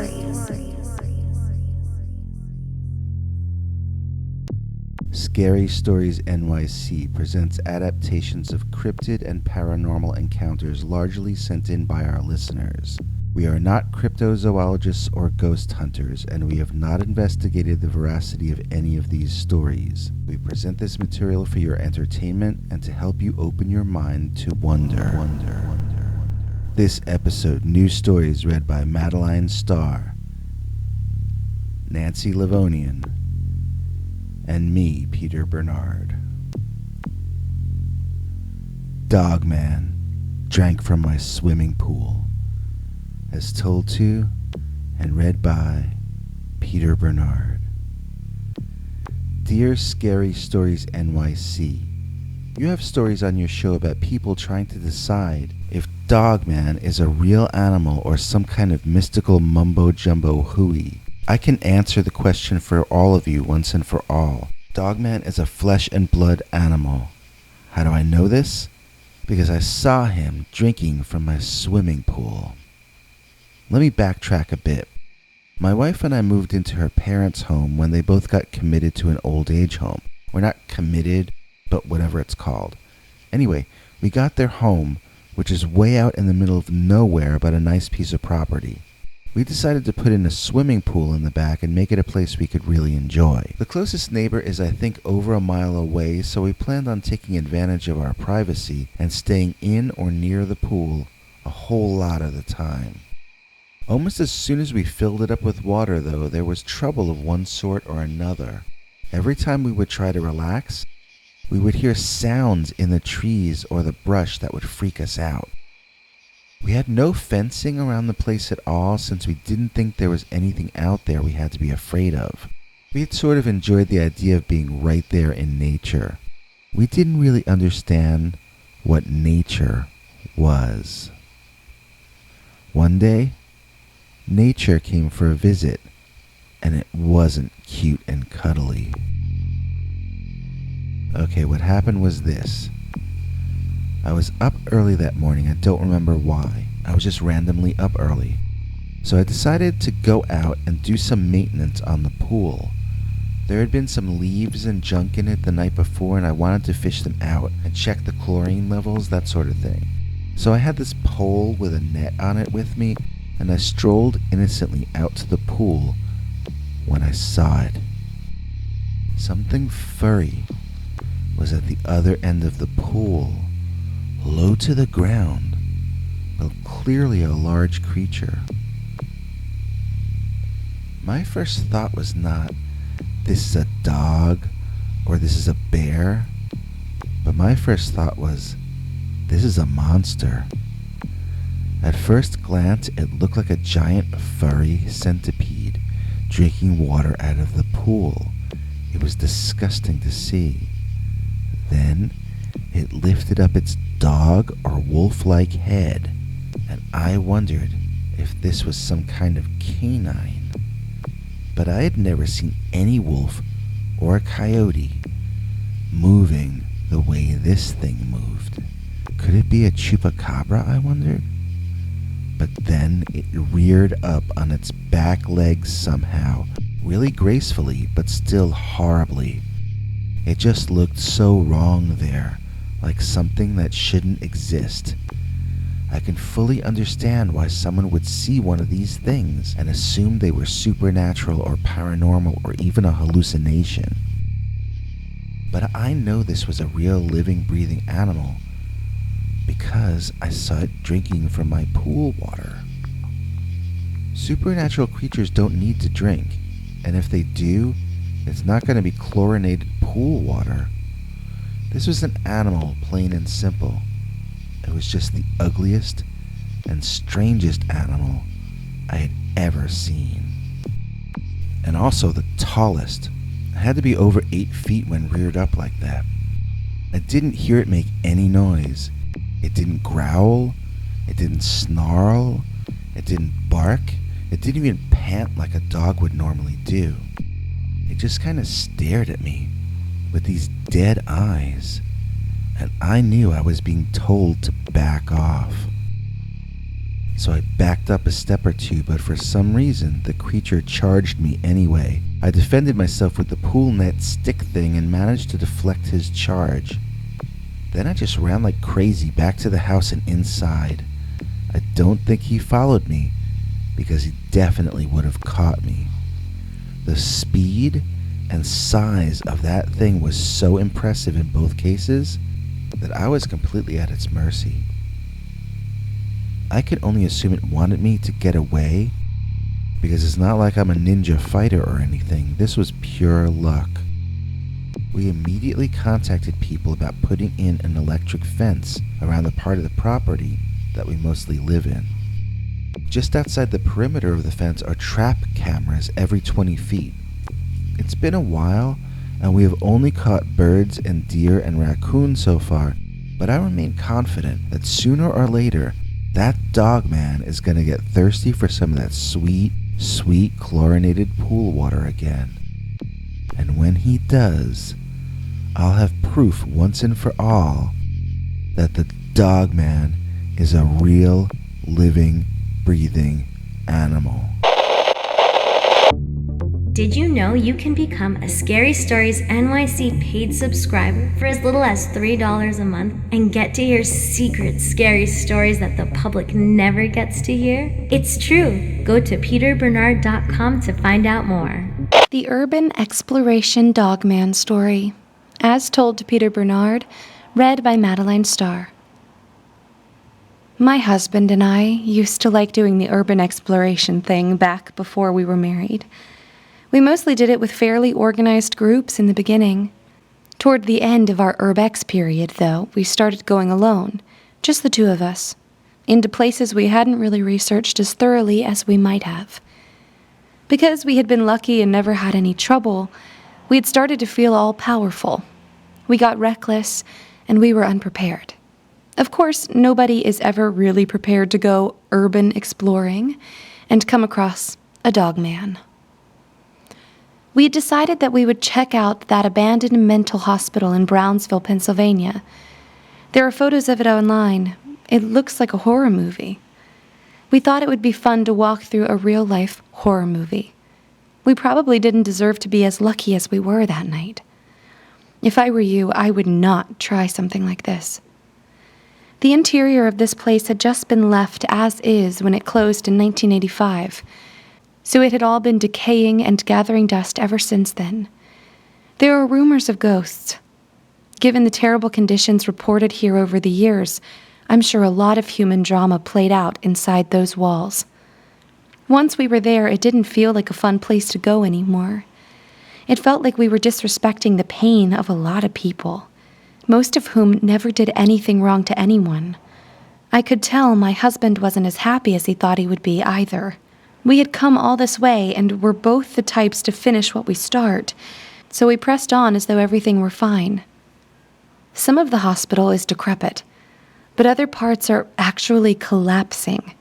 There's one hallway near the exterior where the wooden walls are so eaten away that you have to walk around and through piles of what looks kind of like sawdust, Maybe you carpenters or termite experts can explain that to me. All I know is it was gross, and I really wanted to get out of there as soon as we were inside. For some reason, and against my better judgment, I said nothing when my husband suggested we climb upstairs. I guess I sensed we were both scared, so it would make more sense to be a good exploring partner and accept that this was happening. It was no longer something I was doing for kicks. I just wanted to make sure we both got out of here the way we came in. When we got to the second floor, I heard a strange noise from the distance. I was trying to remember what the sound reminded me of when my husband asked if I could hear that. I asked him, "What is it?" And he said, "It sounds like a big dog with long claws walking around on a hard floor." I was trying to form words that might suggest we leave the premises when, as if on cue, that dog my husband referred to walked around the corner down the hall and stared at us. This was a huge animal. It had to be 4.5 feet high at the shoulders. I guess it was a sheepdog, but its fur was longer and stringier than I'd ever seen a sheepdog. This animal was filthy, and I didn't like the way he was eyeing us. It was not at all friendly. My husband quietly suggested we back off slowly, and I could hear the dog begin to growl. I made a suggestion quietly. "Let's back off slowly, more quickly." The dog decided for us as it reared back on its hind legs and stood up like a bear, rising to a ridiculous height, grazing its head on the ceiling. Little pieces of paint and dust fell from the ceiling onto him and all around him on the floor. It wasn't a dog at all. It was the Pennsylvania Dogman. Abandoning all strategy, my husband and I raced to get out of the building. We didn't think the creature was following us until we got to the sawdust hallway and heard a terrible crash only about 20 or 30 feet behind us. We screamed and fell face first into sawdust and kept screaming and running until we were out of that building. After that, we just kept running until we were in our car. The entire ride home, I was looking behind us and my husband was asking if it was following us. We were so shaken up by the experience. We genuinely were concerned that this thing might follow us to where we lived, dozens of miles away. For weeks afterward, he kept sending me email links to articles about dogs tracking people 500 miles and 1,000 miles. I made him stop it, and eventually he calmed down about it. So this was not an experience that made either of us want to go out hunting cryptids at all. You won't see us on a Sasquatch expedition. This experience taught me and my husband that there are areas in the world where we are not welcome. And most especially, we learned to respect the turf of the Dogman. In the description of this video, we've got a link to our new Scary Stories t-shirt. It's our classic skull logo, and it says Scary Stories underneath in the Kaiju Monster font. It comes in black and also black and other dark colors such as black. Good for ladies or gentlemen, hoodies too, whatever you need. Oh, I also should plug the new Those American Girls album. It's got Madeline Starr on it and Patricia Howdigi and Colleen Great, and all the songs are written by Those American Girls. This one has no cover tracks on it. The title is Those American Girls Turn Off the TV, and you can get it from the link or links in the description. The Ghost Who Wore My Dress, as told to Peter Bernard, read by Nancy Livonian. When I was away at college, my parents and my younger brother all moved to a big old house in the country. I didn't get to see it until I went on summer vacation that year. It was lovely, old-fashioned, huge, and kind of creepy all at once. My father told me that the real estate woman promised them that it was haunted, but they sadly hadn't seen any ghosts yet, or even heard any chains rattling. My parents are weird. They'll joke about anything. I wasn't really sure how much of a joke the ghost stuff was, but I genuinely felt that there was some kind of presence there. If I wasn't sensing a consciousness in the house, I thought I might be sensing the consciousness of the place itself. I felt certain that there was someone else there besides just me and my family. One day, my mom and brother were carrying old boxes down from the attic, and I asked them what was going on. They told me they were taking clothes out to give away to Goodwill. The previous owner had died there and left a lot of stuff in the attic and garage. I had seen TV shows about people making money from stuff in their attic, so I was against this idea. I thought they should have an appraiser come in and auction it, or at least have a dealer come in and buy off the better pieces. They laughed at me and said it was junk, but I started looking through the boxes anyhow. I found a dress that I held up, and it looked like it would fit me perfectly. I wanted something dressy to alternate with my casual style. My mother told me to take it, but to wash it before I put it on, since who knows what had been crawling around that attic for the last 50 years. She laughed when I called it dressy, because she said it was an ordinary 1940s work dress. Back then, this would have been something to wear to do housework or office work, an everyday outfit. For me, it was exotic. I found excuses to wear it 2 or 3 times a month through the rest of the summer. When I went back to school in the fall, I took it with me. A day or 2 after I was back in college, my brother claimed he saw me at home, walking down the hallway away from him when he got up to use the bathroom in the middle of the night. He says I was all dressed up, and I wouldn't respond to him when he called to me. I was asleep in the school dorm at the time, which is in a different state. I figured my brother was joking around, but I didn't get what the punchline was, so I sort of filed the story away to ask him about it when I saw him for Thanksgiving. When I went home late November that year, I showed up wearing the dress. Everyone was giving me really strange looks. It turns out that after my brother saw me in the house at night, my mother had seen me too, and my father had seen me twice. They all agreed I was wearing that exact dress when they saw me.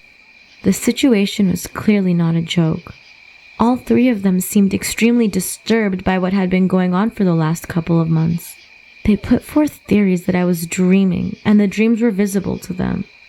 Or maybe I was having out-of-body experiences that they were witnessing. I had no memories of such experiences, and I didn't remember having any dreams about being in the house since I'd gone back to school. I'd had dreams about forgetting to study for a test. I'd had that dream about realizing that you're out in public in your underpants. And I had this dream about flying around campus and peeking in the windows of certain frat boys. But I had not had any dreams about walking around in the creaky old mansion. I had not actually spent all that much time in that place. It's not like this was my childhood home or anything. Why would I dream about it? The mood among my family was not the fun one it had been my entire life. Now, they were all sort of frightened and melancholy. I couldn't wait for the weekend to be over so I could go back to school. On Saturday night, I felt restless, so I was up late on my phone, just watching videos and reading things. Everyone else was asleep. It was very late. I heard someone up in the hallway, walking up and down. I thought it was someone going to the bathroom, but they seemed to walk past the bathroom, then turn around and walk back. The strangest part of it all was that it sounded as though they were wearing shoes. My family all either wear slippers when they walk around the house at night, or else they go barefoot. This sounded like someone was wearing dress shoes. In fact, it sounded like they were wearing heels. When that idea dawned on me, it sent shivers straight through my body. Whether it was my mother, father, or brother, the idea of them getting up in the middle of the night to walk around in high heels seemed utterly impossible and wrong to me. I got up to look outside. I didn't want to see what was out there, but I really kind of needed to look anyway. I was fully aware that whatever I was about to see, it was going to be upsetting, and I would probably never be able to unsee it. I braced myself, opened the door, and looked out. It was me, walking down the hall, wearing the dress and some old-fashioned buckle shoes with 2 or 3-inch heels. I was walking away from myself toward the end of the hall quickly in a rushed or annoyed fashion. The hair looked like my hair from behind, the body looked like mine, and the dress was mine. I had never seen those shoes before, and I noticed I was wearing stockings with the seams up the back. I didn't even own a pair of stockings, believe me. When the other me reached the end of the hall, she turned around and I gasped in utter shock to see it wasn't me at all. It was some other young woman wearing my dress. She walked toward me, seeming to look directly at me, and I screamed. The second I did, she was gone. It wasn't like she faded away or anything. It was like someone turned off the light switch and she was gone. She didn't react to the scream then make herself disappear. She disappeared by the scream itself somehow. Everyone ran out of their rooms to see what was going on, and it was a while before I could explain it all to them. The next day, we went through the boxes in the attic and garage that used to belong to the lady who died in the house. We didn't find any photos that looked like the girl in the dress, but we found photos of several girls and women taken over the course of decades. The portraits showed ladies in their mid and later years, with some childhood portraits as well. The girl we had seen was a young adult, around the age I was at the time. There were no photos of anyone that age, but I thought it was very possible the apparition was one of the other women in the photos.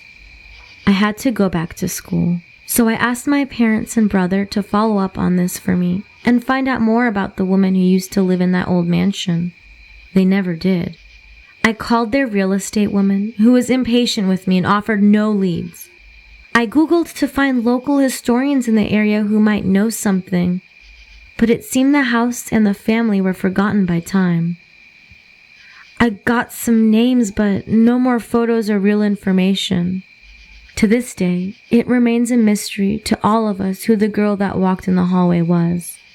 I put the dress back in the attic before I returned to school that Thanksgiving, and since then, nobody has seen the ghost again.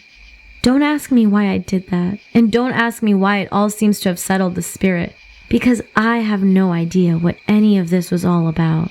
I didn't want her to go away. I kind of wish I could have spoken to her, asked her to tell us her story. I wish I could have gotten to know the ghost who wore my dress. OMG, lots more scary stories coming up right after this! Have you heard our secret sheep squash story?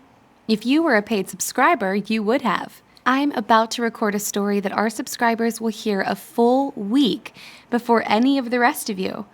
If you want to help support this channel, just go to peterbernard.com and click on the PayPal donation button. That'll let you in on the weekly extras. And now this. Bigfoot Reads My Wife's Thoughts, as told to and read by Peter Bernard.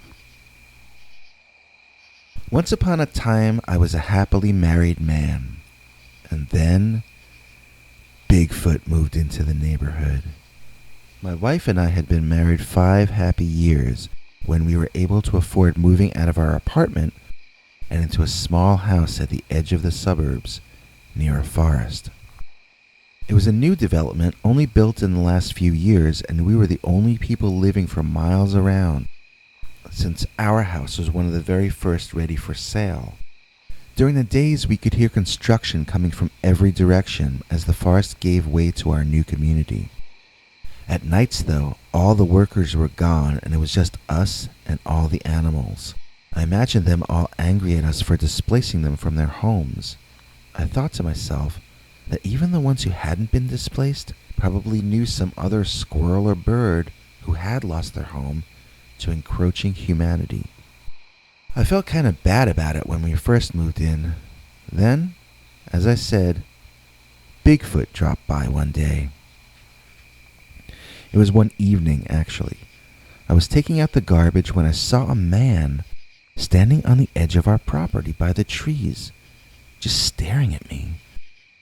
I felt a wave of terror through my body, and I considered dropping the garbage and running back inside. But I didn't. I finished what I was doing, and, watching whoever it was over my shoulder, I started walking back toward the door. That's when the giant man raced loudly out of the woods toward me. He didn't say anything, but the sound of branches and leaves being snapped out of his way as he hurtled toward me was deafening. I was so shocked. I watched until he fully emerged from the woods.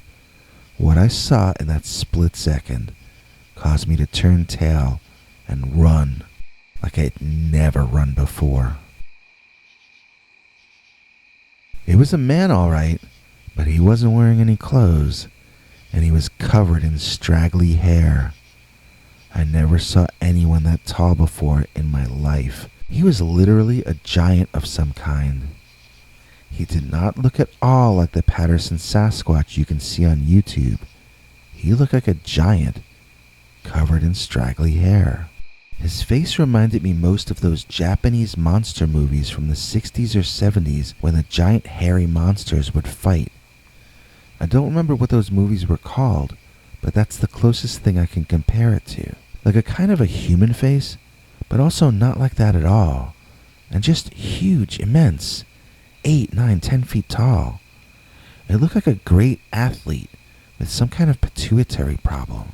When I ran to the door, I looked back and I saw that he was not behind me. He had bluffed me away from the garbage cans, but he had not pursued. I ran inside and I made sure all the doors and windows were locked as I explained the situation to my wife. She didn't seem frightened at all that a giant, naked, hairy monster was running around our property trying to scare me away from our own garbage cans. She seemed more interested in seeing the monster for herself than in comforting her own husband, who had just had a traumatic experience. Against my urgings, she went outside and started calling for the creature, who fortunately didn't seem to respond. At least, not that night.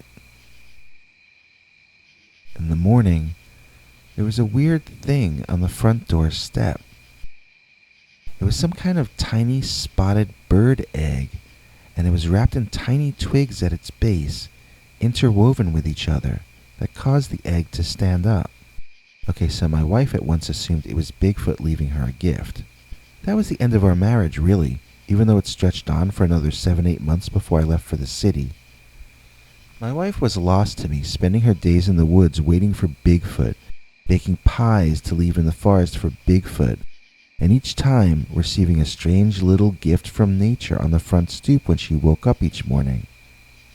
Meanwhile, I would get rocks thrown at me as soon as I got out of my car when coming home. I would constantly get disrespected, and that, to my wife, was funny. She thought I was comic relief, and all she cared about was this hideous, giant, hairy man in the woods who she seemed to think was some kind of gentle, furry woodland creature instead of the monster that he clearly was. She told me one morning while I was eating Rice Krispies and she was bringing a bowl of fresh fruit out to the Bigfoot that the Sasquatch could read her thoughts and that she could sense what kinds of fruit he wanted each morning. I made a sarcastic remark about how he was her soulmate, but she didn't argue with me. I said it specifically for her to argue with me.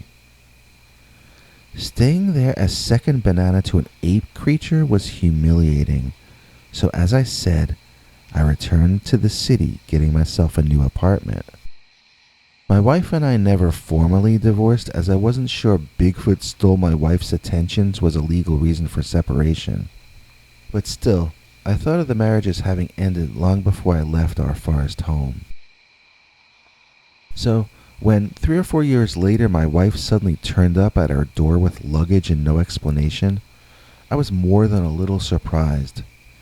What had happened? She wouldn't say. She immediately just moved into my apartment and bought groceries and started cooking meals, and I kind of accepted it, and gradually we became friends again. Since she's come back, though, one subject she refuses to discuss is Bigfoot or Sasquatch.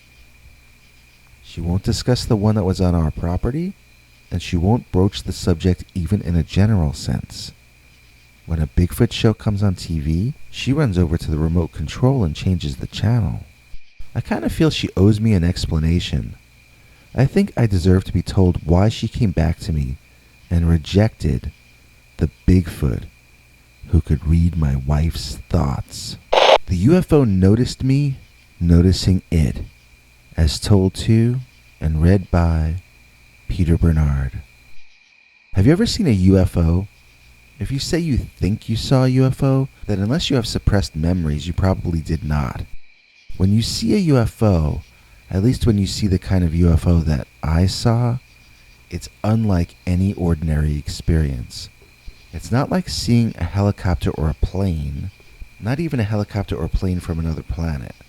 It's much more like having a night terror while fully conscious and driving down a highway at night, alone. It's a night terror in which you have full control over your body, yet you can do nothing to escape the horror that has taken notice of you and decided to play with you. I use the word play because that's what we say a cat does with its prey. We don't say torment, we say play. So I am telling you, and if you ever saw a UFO, then you already understand. The UFOs are here to play with us. I don't have one set theory as to what they are, and I'm using air quotes around the word are, which is a conjugation of the verb to be. This is basic to English and most human language. The verb to be, or is. To be or not to be, as they say, but what does it actually mean?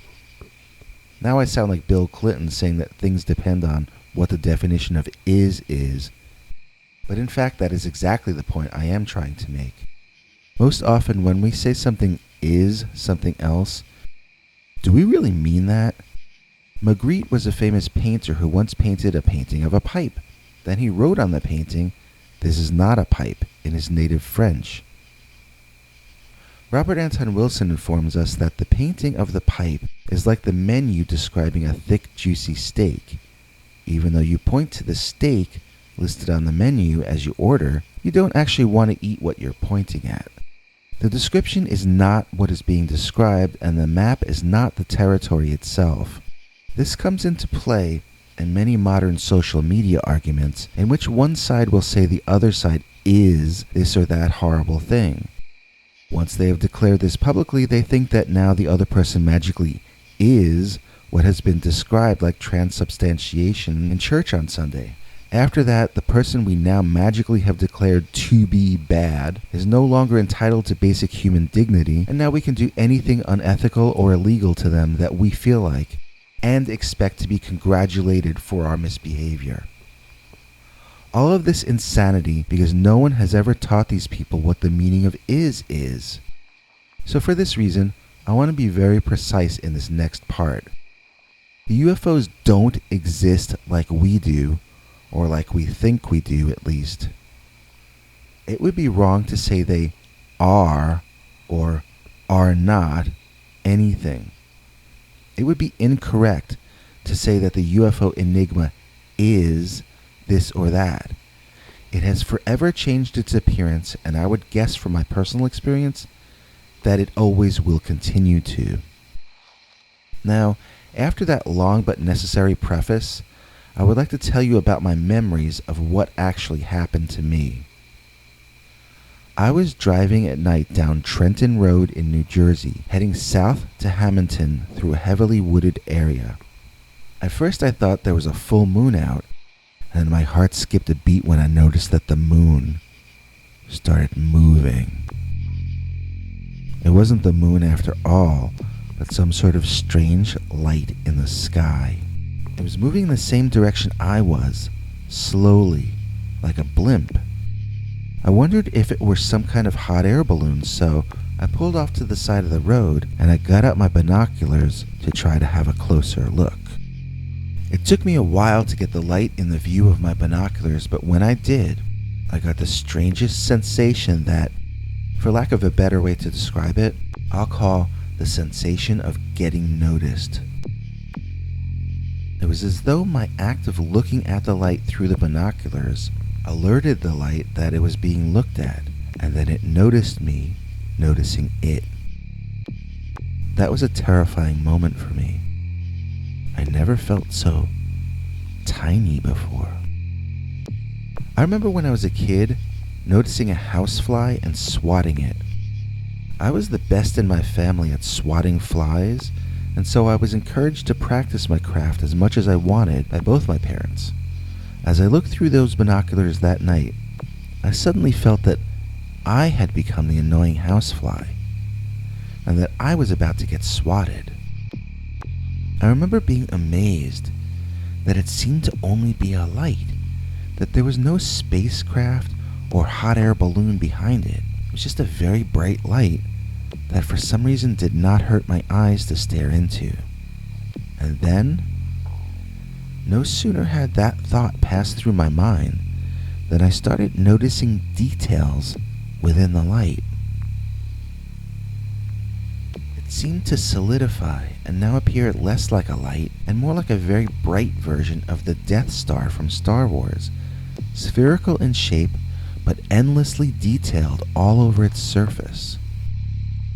I was stunned at the details I was able to make out until I pulled the binoculars from my eyes and saw that the craft had actually come much closer while I had been studying it. I don't know how far it was away from me because I didn't have anything to judge it against. It was either immense and further away or maybe the size of a jumbo jet but much closer. It emitted no sound, but I was beginning to feel warm, and I don't know if the craft was emitting heat or if I was getting overheated due to panic associated with what I was witnessing. Whatever that thing was seemed frighteningly close at the moment, and I ran back to my car and drove out of there as quickly as I could manage. The light followed me home and stayed in the sky about moon size until I fell asleep that night. I remember watching it out of my bedroom window and feeling it was watching me back from wherever it was in the sky. I don't have any memories of anyone or anything visiting me that night, and unless I have suppressed memories, nothing like this has ever happened to me ever again. I don't think I had missing time, although I don't really remember. I think that thing noticed me noticing it and it just decided to play with me. After I went to sleep, I think it just got bored like a cat might when the mouse plays dead. Play dead long enough, and the cat might go find something more interesting to do. I think that's what happened to me. Now, as far as what that entity or those entities are in their essence, I can't really say. I can rule some things out, though. They're not aliens from another world here to study us for scientific or logical reasons. I'm not even certain they are intelligent life at all. My best guess would be that these flying creatures who sometimes appear as aircraft may be semi-real and semi-imaginary hobgoblins that can read our emotions or thoughts and utilize our own imaginations to help them manifest as whatever our imagination provides them with. I wasn't scared anymore by the time I was falling asleep in bed that night, so I didn't feed it with any of my fears. This way it couldn't and didn't manifest as abductors for me that night. I think this would also explain the cases of people saying they've been tormented by so-called space aliens, and then they've recited prayers and have the beings leave them alone. Doesn't seem to make any sense at first glance. How could a prayer from one denomination of a world of Christian churches on a planet of many religions have power over creatures who seem to be from another world? Well, my theory is any prayer from any religion, or even any superstition if sufficiently believed in, would work as protection against these things, as long as the prayer is one of light and positivity, and as long as the speaker of the prayer has good intentions. All this because I don't think they exist like we do. I think they depend on us allowing them to live. We do that by acting out of fear. We do that by allowing ourselves to become part of a mob.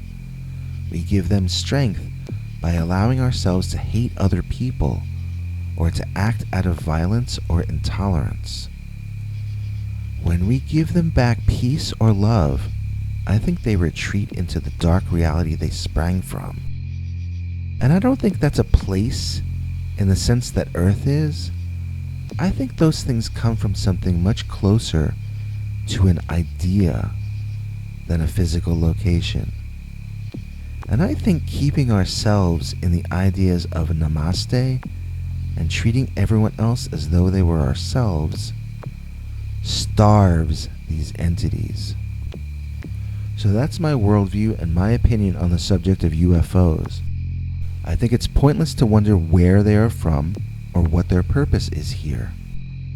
It's much more pragmatic to live a life of positivity and respect, and thereby starve the UFOs all to death. I felt sorry for myself because I had no doorman, but then I met a man who had no scary stories, psychic Bigfoot versus savage Bigfoot paraphernalia. Did you know you could be wearing a psychic Bigfoot versus savage Bigfoot t-shirt right now? They come in white, black colors, long sleeve, short sleeve, little baby red sleeve, wife beater size, pregnant wife size. Plus, you can own a scary stories, psychic Bigfoot versus savage Bigfoot hat, hoodie, journal, postcards, wall decals. All this can be yours right now by going to cafepress.com/scarystories.nyc.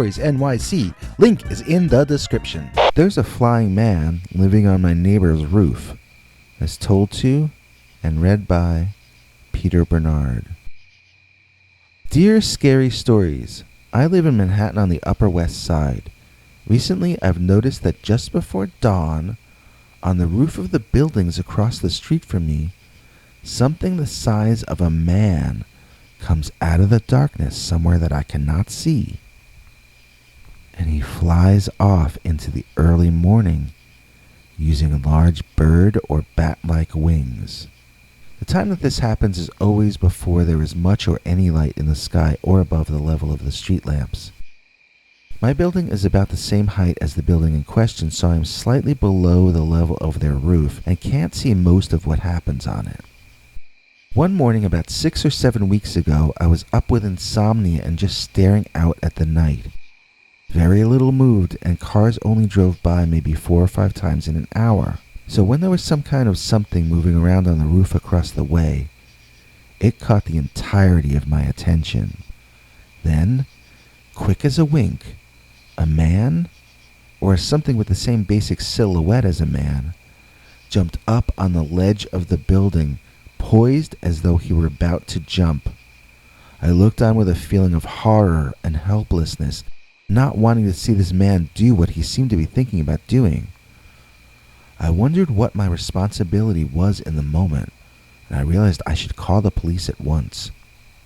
As I looked around in the dark for my phone, though, I heard this strange sound, like sails flapping in the wind.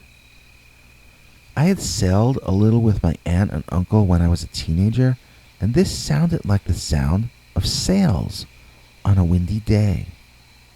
I looked outside, and I saw the silhouette on the roof now had wings extended on either side that were both twice as long as he was high.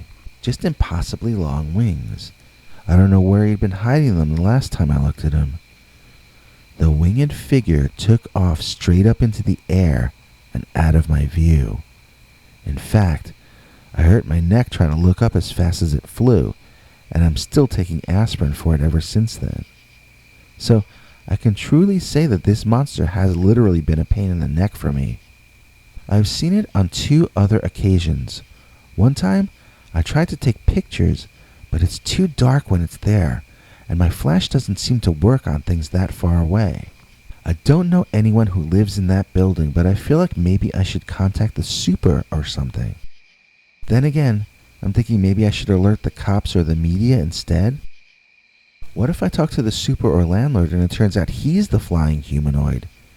Then he'd probably do something terrible to me. I'm wondering, what would a creature that size eat? I doubt it's carrots and berries. It definitely makes me feel less safe walking around at night, and in the mornings too. I look around above me all the time these days like a crazy person. I don't bother to explain why to people. I just act like I'm enjoying the weather, or I'll comment on the kind of clouds in the sky that day. I feel like I should warn everybody, but I'm concerned they might lock me away in the loony bin if I try to. If there are any further developments, or if I can manage to get some evidence, I'll get back in touch with you.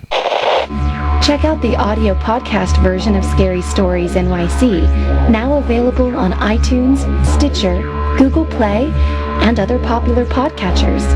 The Men in Black, Along the Highway, as told to and read by Peter Bernard. Back when I was first married in the mid-1980s, my wife and I would drive out to visit her parents usually around once per month. The rides out always seemed uneventful, but the long drives home in the darkness grew increasingly hectic each time. One weekend we stayed a little later than usual and found ourselves traveling home far later than we ever had before. The road we were driving on had no streetlights back in those days, and it was very, very dark. A thunderstorm was starting up, and as we drove, little flashes of light would brighten up the entire scene for miles, but only for a second each time. Whenever the light would flash, my wife would gasp. I assumed it was just the lightning itself scaring her, until after one particularly long flash, she asked me if I was seeing them. I asked her what she was seeing. She said, "There are men." "There are men?" I asked, confused.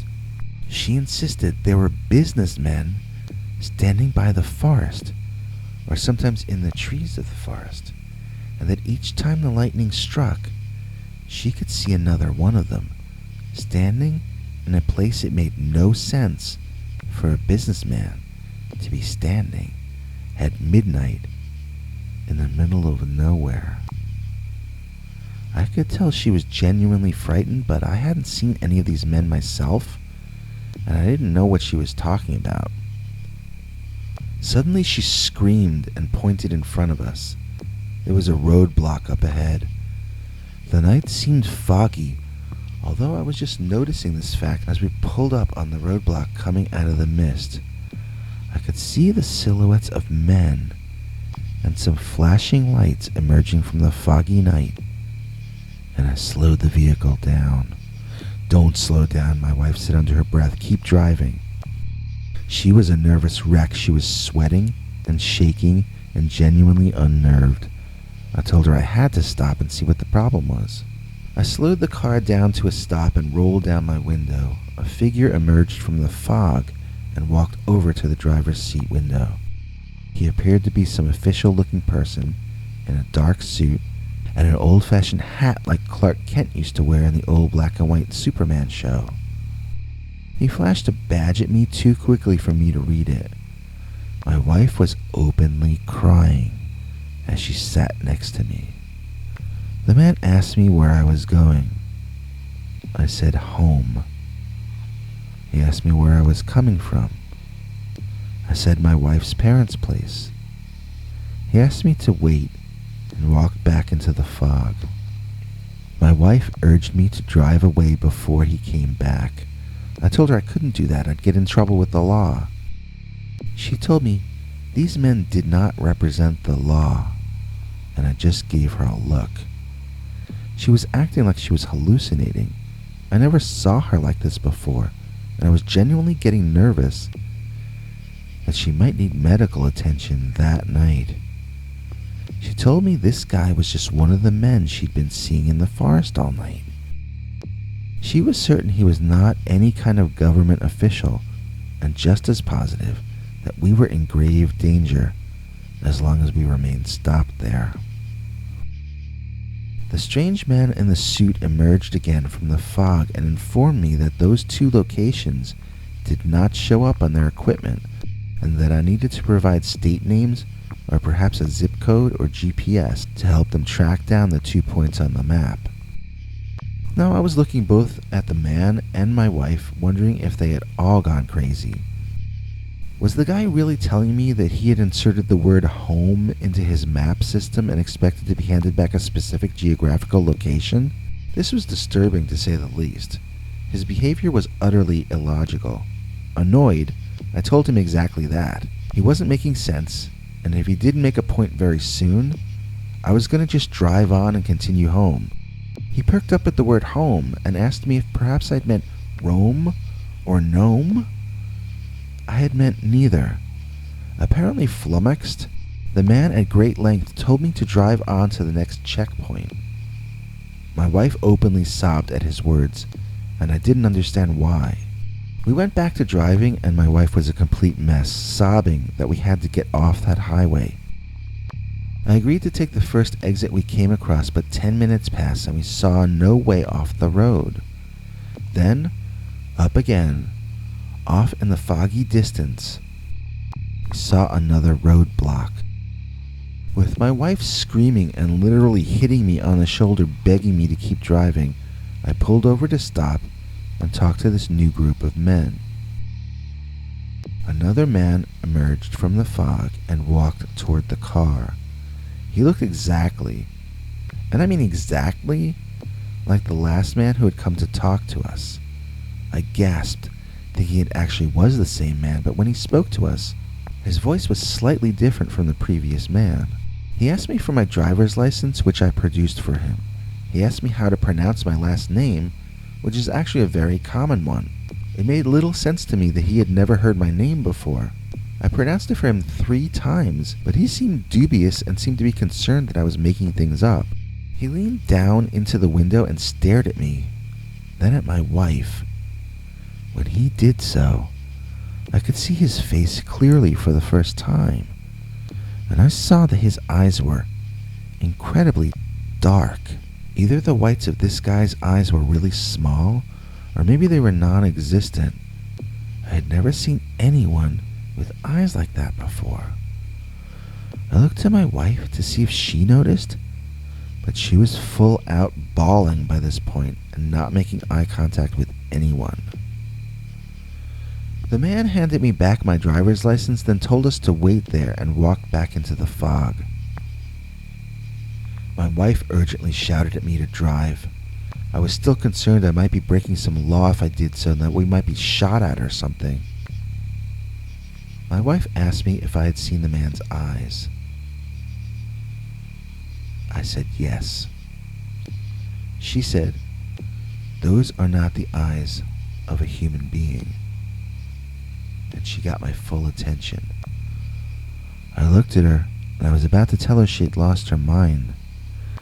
Once we locked gazes, however, I could see there was no insanity in her expression, only a very deep and palpable fear. She was right, I realized. As impossible to believe as it might be, that guy did not have the eyes of a human. I started driving. It was weird. I didn't speed off. I didn't screech out of there. I didn't try to make an escape.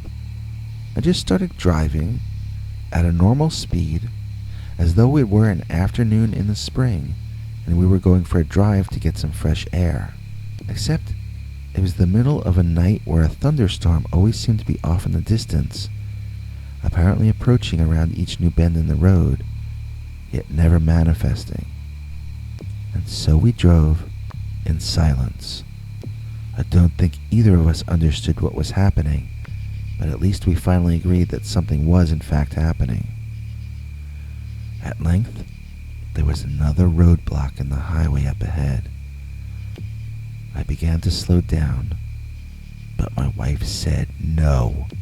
"Speed up," she told me. I said I couldn't, that we would crash and die. She grabbed my hand hard and squeezed it. Looking me in the eye, she insisted to me, "Speed up." I don't know why, but I trusted the same woman I'd been wondering about the sanity of for the last hour, and I floored the gas pedal. Now the roadblock was coming into view.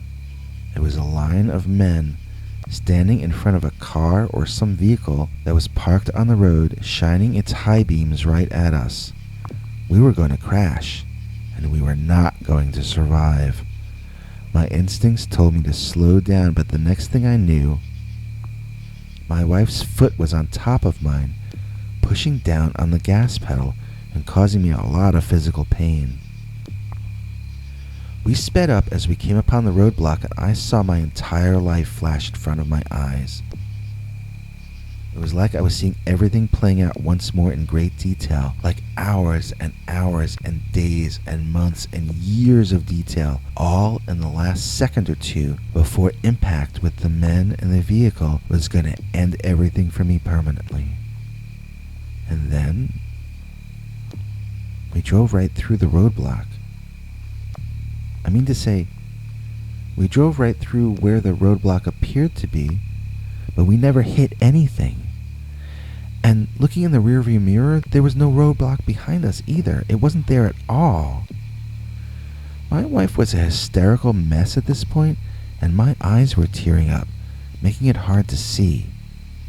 Something terrible and impossible had just happened, and I didn't know what had become of reality itself.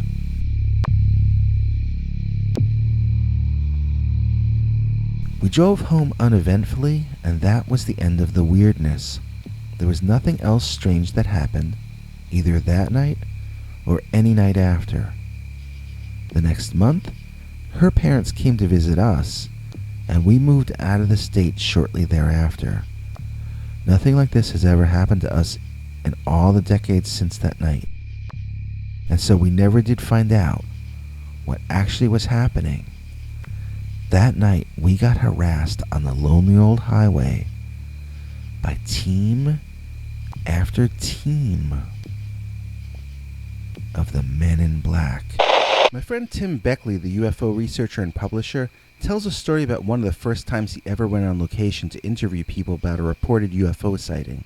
A man had reported a craft landing in his backyard by his little cornfield. Tim went around to the man's neighbors and rang each doorbell one by one, asking people to their faces if they had seen any strange things in the sky in the area lately. He got a couple people saying they saw UFOs as well, but he found even more people who said they had been dealing with Bigfoot on their property. One man told a story about seeing Bigfoot hanging out underneath his air conditioner. He thought the creature was drinking the fluid that dripped off the machine in the summer heat. Since then, I've heard a story about Bigfoot scratching the outside of an air conditioner while people were inside the house, and I wondered what exactly is the thing with Bigfoot and air conditioners. Then recently someone submitted this story, and I think you'll find it fits the pattern of the others I just mentioned. So now I'd like to read Bigfoot loves my air conditioner. I live in a place in Pennsylvania that you'd probably get flagged on YouTube just for saying the name of. That's not the only reason I don't want you mentioning the name of my town, though. I really don't want people flocking around looking to see our Bigfoot or anything. We live a quiet life around here, and we'd like to keep it that way. Still, this is all how it happened to me, and I'll stick close to the facts when I'm telling you. Across the street from me, and in a field, runs a muddy river. All sorts of wildlife drop by for guest appearances out our front windows thanks to that muddy river run, and I have seen what I believe to be Sasquatch walking down the river on more than one occasion. I want to stress that this is not a forested area. This is mostly farmland around here. You would think any squatches walking around here could be seen from miles, and that this would be one of the last locations they'd want to inhabit. I think the tiny number of people living here sort of evens out the lack of cover, and the few residents around here who hunt travel a ways to do it. So it's not like we're all walking around armed or anything, and I guess the Bigfoot feels safe. Both times I've seen them by the muddy run, it's been in the dark hour just before dawn. The one that comes and stands under our air conditioner, though, that one comes around 11:30 or midnight when he comes. If we get past midnight and he hasn't come, then most likely he isn't going to stop by that night at all. What happens each time is always the same. We hear a strange sound that's hard to describe. We heard this sound for months before narrowing it down to the air conditioner. It's this tickling kind of sound. We thought there was something wrong with the air conditioner and that it was making these sounds on its own. We actually had decided to get a new one for that window when, one night, the sound started and I came from a different room than normal to check on it. Approaching from the opposite side, I saw through a window I'd never looked through before while the sound was going on, the most horrifying sight I had seen up to that point. It was a giant man, running the fingers of both of his hands all over the back of my air conditioner. If you don't understand why I was shocked and horrified, try to imagine looking outside your home at night and seeing this incredibly tall, hairy man standing wearing no clothes right 10 or 15 feet in front of you with his hands all over your air conditioner. It looked like he was wetting his hands on the machine, like his hands were dried out and the AC was re-lubricating them. I screamed, and that Bigfoot was gone without even looking in my direction to see who screamed. He ran away, but it was so fast, it was almost as though he wished himself away from the window. I mean, he was almost magically or supernaturally fast. I want to stress that I use the word almost because I do think that what I saw was a real man or man-like creature. I never thought I was seeing an ape or a chimp, and I immediately perceived it as a man, not an animal. That doesn't mean I wanted to play chess with him or invite him to church on Sunday. I saw him as a dangerous and savage wild man, but a man nonetheless. If someone were to shoot who I saw for any reason other than self-defense, I would call it murder. To me, that was a full human being, but just a very different kind of one. That's why I don't want to talk about exactly where I live. I don't want this guy or his people driven off or hurt or worse.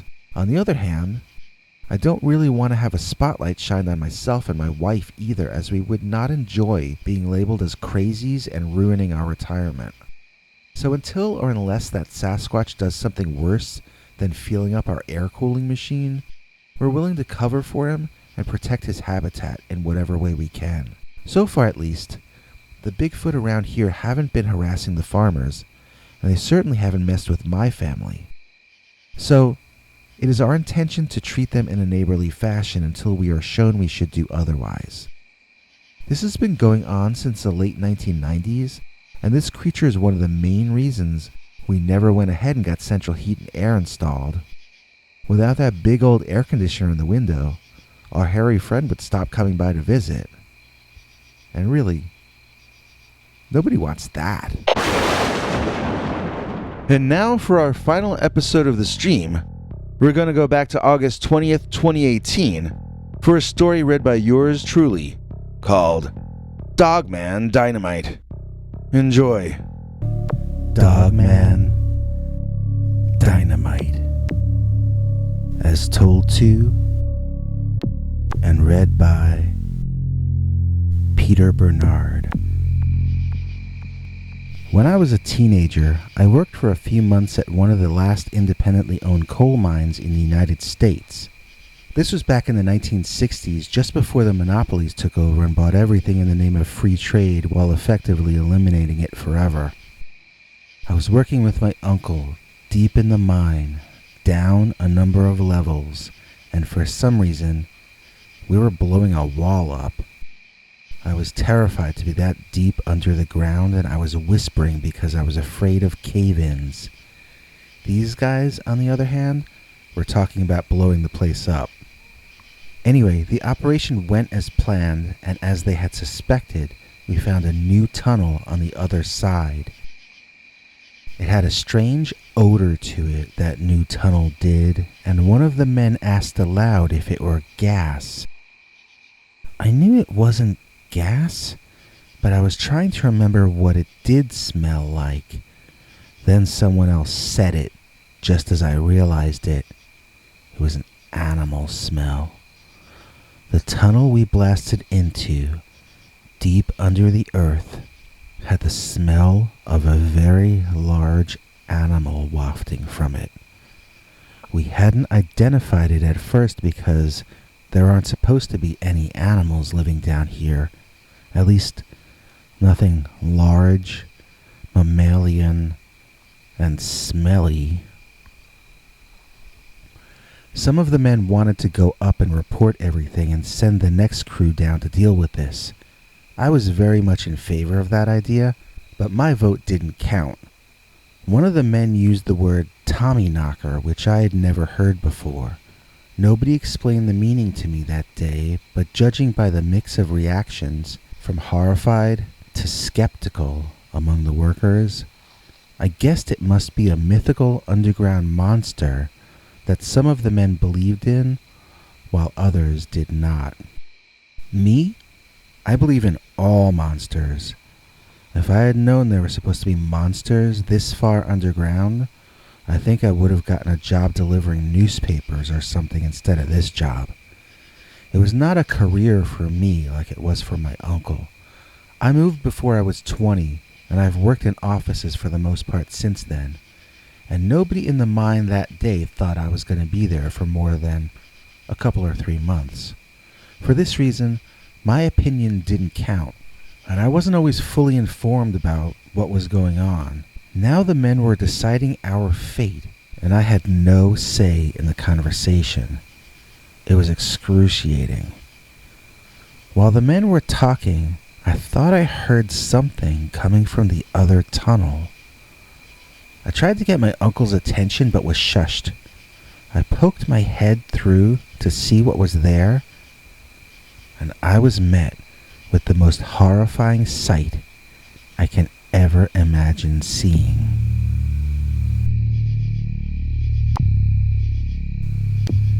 It was a demonic-looking thing with smoke or steam literally coming from its nostrils.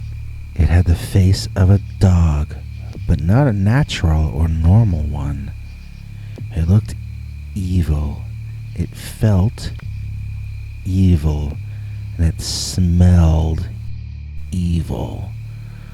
It took a step toward me, eyeing me intently with yellow eyes.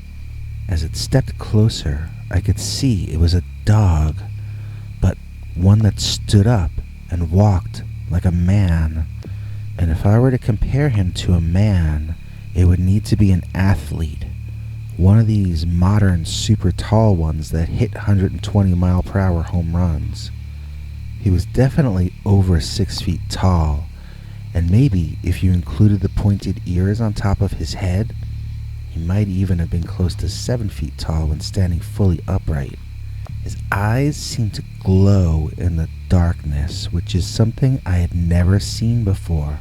It was a lot like glow-in-the-dark stickers that are sometimes popular with kids, but instead of that green color, its eyes were a warm yellow.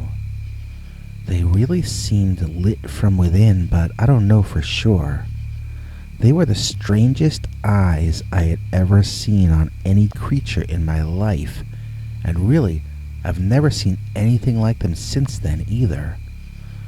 The way it looked at me, I couldn't tell if it was going to eat me, bite me, run away from me, or read Shakespeare to me.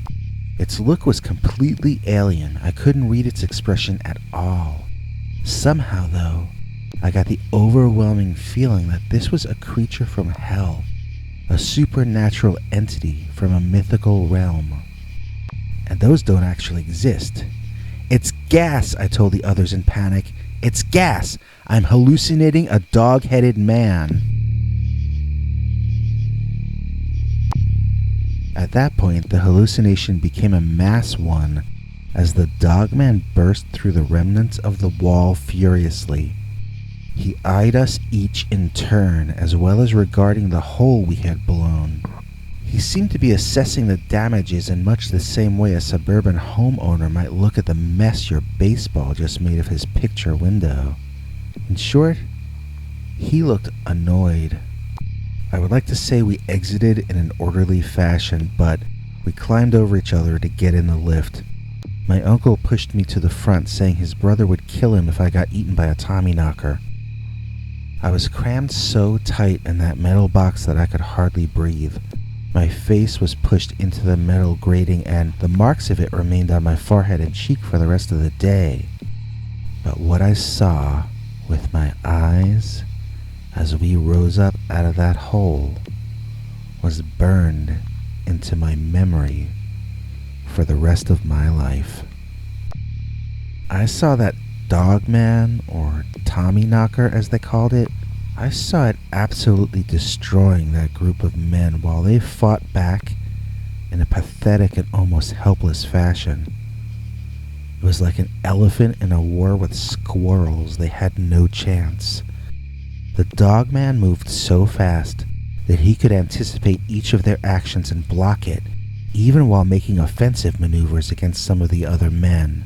It was 7 or 8 of them, but they were hopelessly overmatched. I got out of there alive, but I never saw my uncle again, and I was never the same person again myself. I don't know if Tommyknockers and Dogmen are the same thing, or if Tommyknocker is just a name for any monster seen underground or in caves. I just know that on that particular day, a monster attacked the group of men I was working with. They called it a Tommyknocker, but to me it looked like a canine, and a particularly savage and aggressive one at that. Unlike many canines, this one did not seem to be hunting in a pack. How could a creature live that far under the earth? What would it feed on? A predator that far below the surface would imply that there was also prey down in that environment, and therefore vegetation for the prey to survive on. I've never heard of any evidence surfacing, if you'll excuse the pun, that would indicate the existence of any other life form down that far. So, if it doesn't live and hunt down there, could the animal have been hibernating and awakened by our dynamite blast? Could it possibly travel for hours each day into the earth to live in privacy, then venture for hours daily back up to the surface to hunt for food? Talk about a long commute. The story of coming across the Dogman in the mine is so unbelievable that even I don't want to accept it, and I lived through it. If my uncle hadn't been lost in the attack, I still wouldn't believe it actually happened. Even though it doesn't make sense, even though it seems impossible, even though I can't comprehend how it could have happened, I know for a fact that it did happen. And for that reason, nothing in the world has really ever made sense to me ever since. Do you have a scary story you want us to read on the show? Just call our voicemail hotline, 804-LIST-SCARY. That's 804-537-2279. And now for something completely scary. Dogman chased me on my bike, as told to and read by Peter Bernard. My family wasn't the richest, so about a year after I asked for a 10-speed bike, my parents were finally able to afford one. This was the late 1970s. I was in my mid-teens. Immediately, I was able to get a newspaper delivery job. Do those jobs still exist? And I was able to get a job in town sweeping the drugstore, since I could ride my bike both ways. Mr. Flegel at the drugstore was always coming up with jobs for me to do around the shop, so that he would have an excuse to pay me a little more money each week. The store had been around since before even Mr. Flegel was born, as he was the third Mr. Flegel in the history of the establishment, or the fourth, something like that. He would have me clean up these areas in the back with boxes that had so much dust on them, I thought maybe I was going to find King Tut inside. So, one afternoon, he and I got involved in a cleanup job in the basement that was interrupted by a water main bursting and us rescuing boxes and things from the cellar as it flooded. When the plumbers came, Mr. Flegel sent me home, but it was nearly dark by then. I called home, and my mother said she'd come pick me up, but I had my bike, and it was just a 15-minute ride, so she agreed to let me bike it as long as I came home right away. So, of course, I went in the opposite direction of home first. I had to get a comic book, you see, and a pack of baseball cards before I went home. I meant to get them earlier, but the basement got flooded. It would only be a minute or two out of my way. When I got to the store, some of the kids that I knew from school were in an argument about who would win in a fight, the Hulk or the $6 Million Man. One of them said Steve Austin would use his superior test pilot mind to defeat the Hulk, while the other kid said the Hulk would rip Steve's bionic arm and leg off, then beat him to death with them. They asked me to decide which of them had the better argument. I thought about it, and I told them that it would depend on the circumstances. I could imagine either of those guys winning, but each of them would have to have a different advantage or disadvantage depending on the scenario. You get the idea. I didn't get started to home till it was really dark out. I was about 6 or 7 minutes into the ride home during this stretch of nothing on either side but trees and trees for as far as you could see, when I started to rethink the idea of having my mother come pick me up. This was not the fun ride that it was during the day. In fact, I was getting kind of creeped out and paranoid. The crickets were so loud, and the trees were so all surrounding that I felt as though something was going to jump out at me every second as I sped along. I stopped the bike in the middle of the road and tried to think. Where was the closest payphone? These were the days before cell phones. I'd probably have to go all the way back into town. I didn't want to do that. Plus, I'd get in trouble if I called her from the same place I had called her from almost an hour prior. I figured I'd better just keep heading toward home, when suddenly something ran out of the bushes directly toward me. My exact paranoid fantasy had come true, and this was not a nut job or a homeless person or something like that. This was either a large animal or a guy in a King Kong costume. It was hairy and the size of a man, and I took off on my bike, pedaling as hard as I could without ever having gotten a decent look at the thing. I pedaled and I drove, my back tickling as I could imagine how close the thing was. Might it be a rabid dog? A bear? What was the fastest thing it could possibly be, I wondered. This was a practical thing to wonder, as I really wanted to get some distance between me and it before turning around and trying to see what it actually was that I was racing away from. If it turned out I was running from Bambi, then this would all be a big LOL, but in that moment, I might have a rabid predator about to bite me on the back of the neck if I slowed down. So I didn't. Slow down, that is. Not for some while. It had to have been several minutes later when I was certain I hadn't heard any strange noises or heavy breathing or anything chasing me for some time. I slowed the bike down and pulled off to the side to catch my breath. I looked behind me, and I swear to you, maybe 400 feet behind me and gaining fast was a hairy man with a dog head. The tongue was hanging out of that guy's mouth like a dog with its head hanging out the window of a car. It had a determined look on its face, and it had its hungry eyes focused on me. It was a wolf, but it was running like a man, and its body was a mix of a wolf and a man. It was a remarkable thing to see, very graceful, yet also deadly. I knew this meant my death, and yet I stared for a second or two longer than I really needed to. I just wanted to drink it in. All that time I had been bicycling, and that thing had only lost 400 feet on me. Any second, it would catch up and eat me. So I raced the bike home. The creature didn't follow me into town as far as I know. My mother was waiting in front of the house to scold me in public. I never enjoyed her annoying personality so much before. The dogman wasn't going to come near as long as she was shouting humiliating things at me. Ha! My mother probably made the dogman feel sorry for me. But I guess she was right to yell at me that time. I could have gotten myself killed. And even after I grew up and got myself a car, I still avoided that one lonely highway after the sun went down. 'Cause that highway is the turf of the Dogman. Have you heard our secret sheep squash story? If you were a paid subscriber, you would have. I'm about to record a story that our subscribers will hear a full week before any of the rest of you. If you want to help support this channel, just go to peterbernard.com and click on the PayPal donation button. That'll let you in on the weekly extras. See you next time on Scary Stories. I got something a little different for you this time. A listener has sent me a series of stories about growing up next to a forest that had at least one dogman in it. He and his family have seen and interacted with the creature on multiple occasions over the years, and he sent me a few more stories while I was writing this one up. So let's get started with part 1.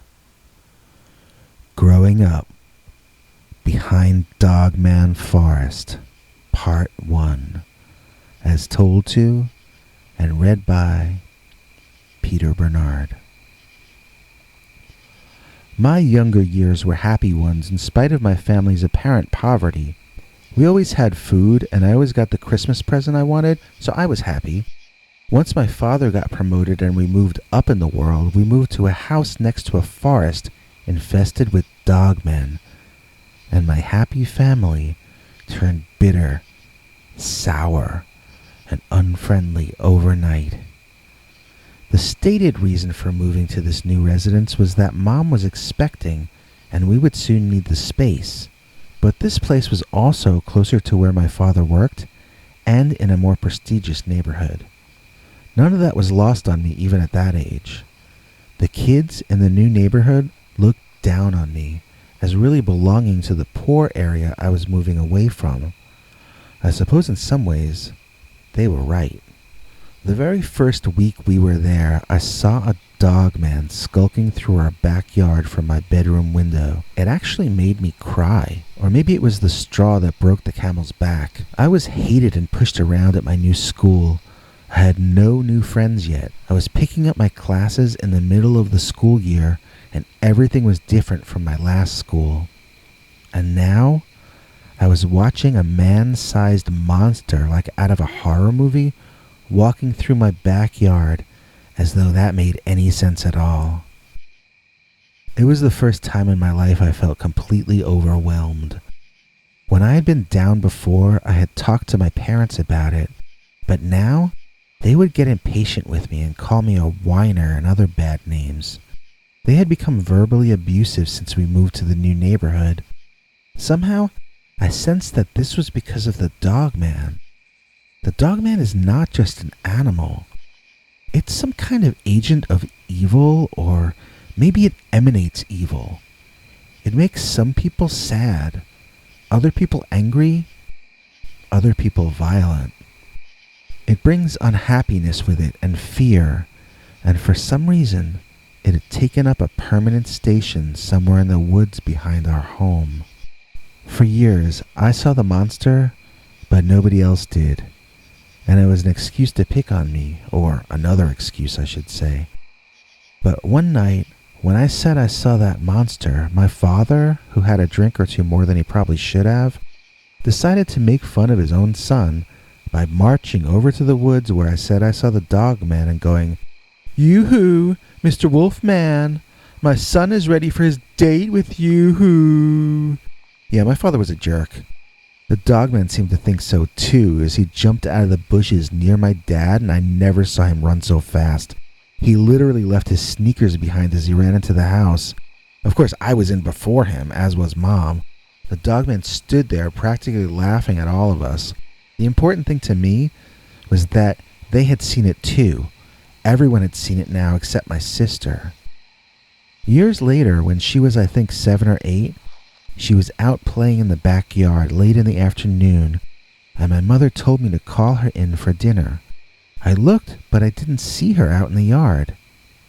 However, I did catch the tail end of a very large dogman heading into the woods away from the house. Alarmed, I informed my father what I had just seen, and we both ran into the woods after the dogman. He had a pitchfork and I had a shovel. Those were our weapons, and we were off looking for my sister. We could hear the dogman up ahead, crashing through the bushes and trees. We caught sight of him only twice during our pursuit. Once, as we entered a clearing and he exited it, and the second time, as he darted with almost superhuman speed between some rocks into a cave. We paused to catch our breath at the entrance to the cave and decide what to do next. Neither of us were spelunkers, and I thought we might only get ourselves killed going in there. I suggested that one of us stand guard and the other go get the sheriff, but my father was ignoring me and examining things on the ground. "It's bones," he informed me, "but not human bones. Let's go inside." And so we did. Squeezing into the entrance of a cave I prayed we would emerge from, alive and in one piece. This part of the story was really interesting if you were living through it, but basically we just marched ahead, cautiously, through natural tunnels, deeper and deeper into the earth. There was only one way to go for the longest time, so we knew for a fact we must be in pursuit of the dogman, and hopefully would have a chance to rescue my sister as well. I just wondered, even if we could free her from the monster, How could we get back out of the cave system faster than that thing could chase us?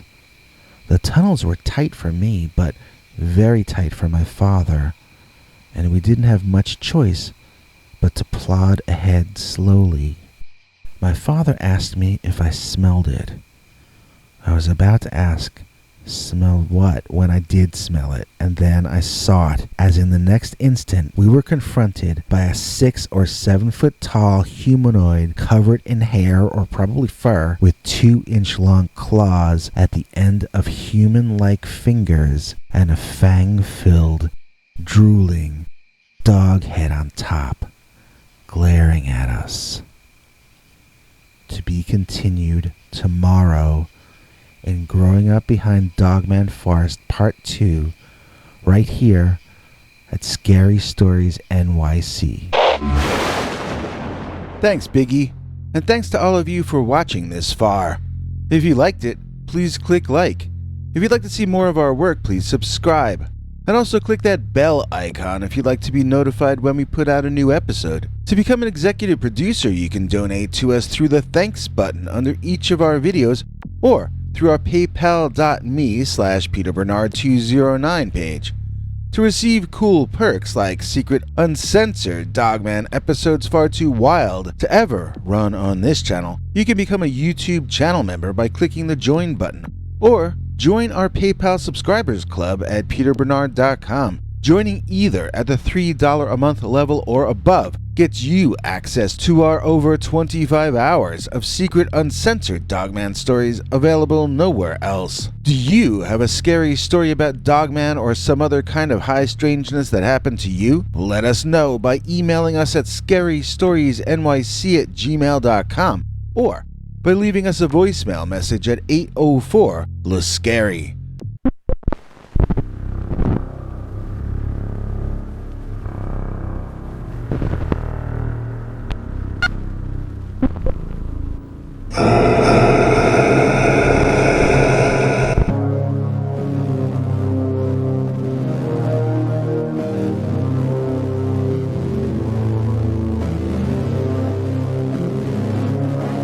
Come back for more scary stories.